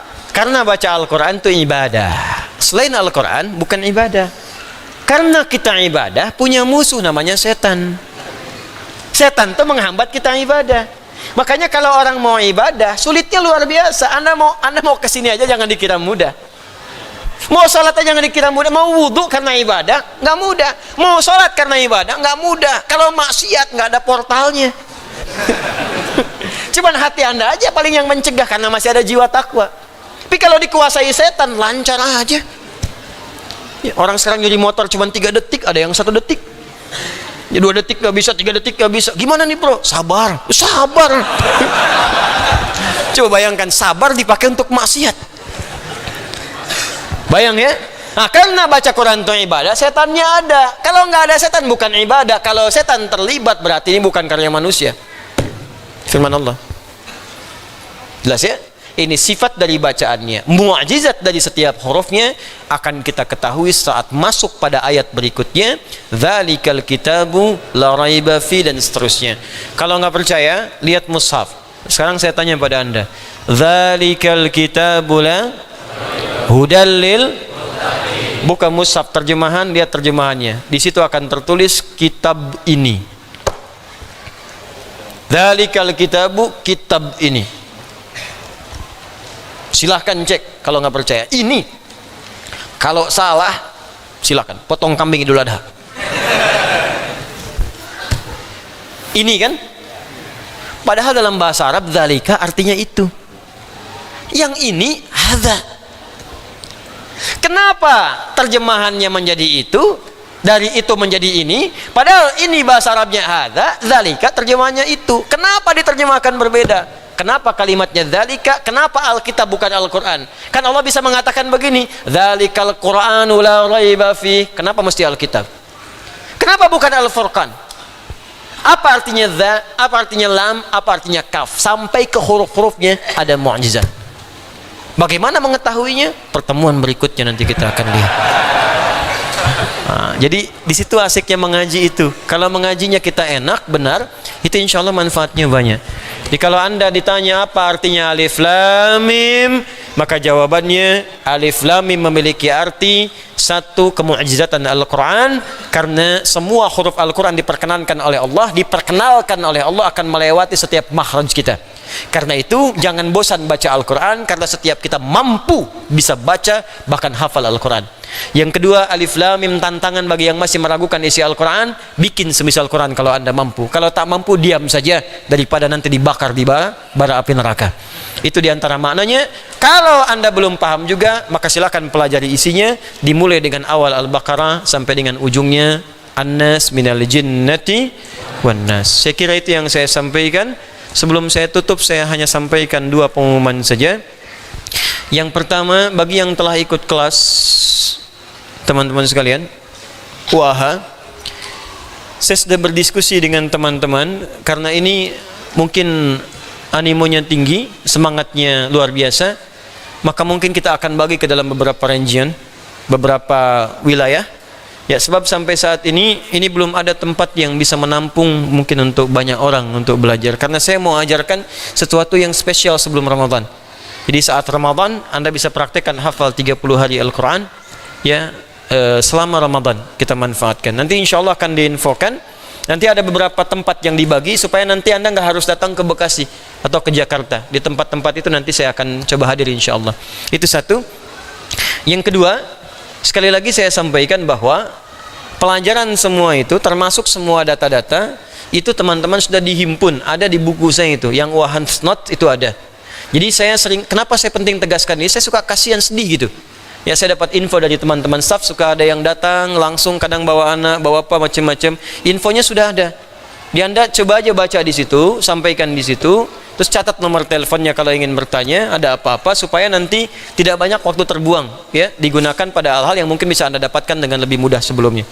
Ya, selebihnya kita berdoa, semoga kita dikuatkan, ya, negara kita juga dikuatkan, karena ini sekarang statusnya di seluruh dunia ini sedang waspada, ya. Jadi saya juga menghimbau, membantu diri kita masing-masing, ya, waspada dengan baik, tapi jangan berlebihan juga. Ya, jangan semua orang batuk langsung kemudian Anda respon dengan hal yang tidak baik.